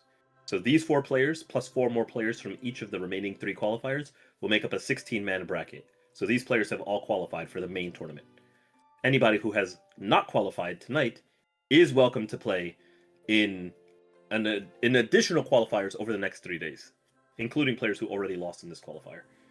But players who didn't sign up for this qualifier can also be playing in those. This way, everybody has a chance to qualify regardless of time zone or scheduling conflicts. There's going to be 4 consecutive days at different times of the day during mostly the weekend time so that everybody has a chance to play. So everybody who played tonight, if they didn't already qualify, then they're able to play in a future qualifier over the next 3 days. But the 4 players remaining, Blaziken, Machine, Nev, and Scoops, they have all already qualified, so you will not see them in the future qualifiers, but you will see them in the main tournament bracket for Season 27, at the time that's announced. After all the qualifiers are done, then we usually have a special event called a bracket draw, at which point we usually stream the bracket draw. There's no gameplays played on that day, but basically we take all 16 players and randomize them into the bracket live so that everybody can see what the matches are going to be, and it helps them get an idea of scheduling what they want to watch and getting excited for the upcoming matches. But obviously that's a little bit far off because we still got 3 qualifiers to go before we can do that. But that's kind of the general format of the tournaments if you're a little unfamiliar, and for anybody at home watching who's unfamiliar, that's usually the way it goes. Sometimes, if we have a lot of time and maybe a lot of extra help on the production, we may even show some replays from tournaments during the bracket draw, but you shouldn't expect this. Usually it's just no gameplay in the bracket draw after all the qualifiers, and then we hop into the main tournament where the matches become scheduled and we broadcast them as we can. We do try and broadcast every single match from the main tournament, and we do try and schedule them with the tournament host, Inc., with the tournament casting team, including myself, Squid here, and any other casters who are also available on the days that the matches are going to be played. But of course, the matches are scheduled for times that are convenient for the players themselves. So you don't have to miss out because your match is scheduled for a time you're not available. And that's kind of the format of how the tournament goes. So everybody who qualifies during the qualifiers for the round of 16, they'll play out their matches in that tournament, and then whoever wins all their matches in the main tournament becomes the Season 27 champion. And that's something I'm really looking forward to. But before we get to that, we got a lot more action coming up in the remaining qualifiers. Tonight was a super giga banger. I mean, just so much talent concentrated, 4 absolutely amazing players coming out, and plenty of absolutely amazing players still yet to qualify that we'll see over the next 3 days playing in additional qualifiers to try and earn their spot. That's going to be it from me. Ink, any final words before we close out the broadcast? Not really. I mean, I'm glad that, this didn't last as long as I thought it would, actually. Agreed. I thought it would last like at least an hour longer minimum than it did. I agree. The action was really rolling. Yeah, I'm glad I moved along relatively quickly. It took about 3 hours since it's about 1:00 a.m. Eastern now, like just before 1:00 a.m. Eastern, and we start at 10:00. So 10:00 p.m. that is. So yeah, it was just 3 hours. I was expecting it to be a little more myself. Yeah, not that bad. So yeah, thank you, I guess, the players for moving the tournament along quickly, getting the matches done. I'm happy for that. But yeah, we hope to see you guys more soon. There will not be a broadcast for qualifier number 2 tomorrow at 2:00 p.m. Eastern, most likely. However, there will be a broadcast for qualifier number 3. That will be Sunday at 5:00 p.m. Eastern. So if you would like to see more Season 27 tournament action before the main bracket gets underway, see who will qualify, watch all the qualifier matches, we will be on Sunday broadcasting that qualifier. So that's something to look forward to as a viewer. But in the meantime, we will have the next qualifier coming up tomorrow, 2:00 p.m. If you're a player, we'd love to see you there. And yeah, that's about all I got. Once again, thank you all for watching. I should do... Hang on. There is one thing I need to actually do real quick. Is a command.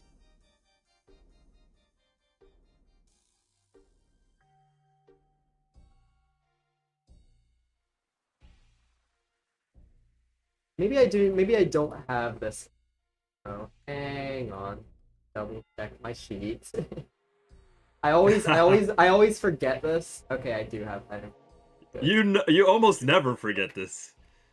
Yeah. No, I've been more forgetful for it recently. Like just I forget to set up before the stream or early on in the stream. So yes, I wanted to give a shout out to the commentators for today, Pierce and Squid.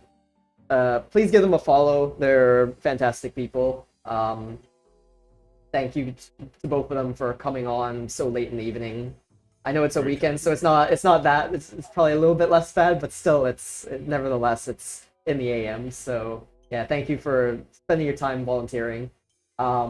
Also, if you'd like to follow myself, the broadcast host for today, Ink7, you can follow me at those Twitch or YouTube links. I will also paste these in the YouTube chat because the bot isn't on YouTube, so I have to do that manually. But anyways, yes, thank you all once again for watching. For anybody playing Qual tomorrow, see you tomorrow at 2 p.m. Eastern. And for the viewers, we'll see you all on Sunday. Have a good night, everyone. We'll see you guys Sunday night. Have a good night.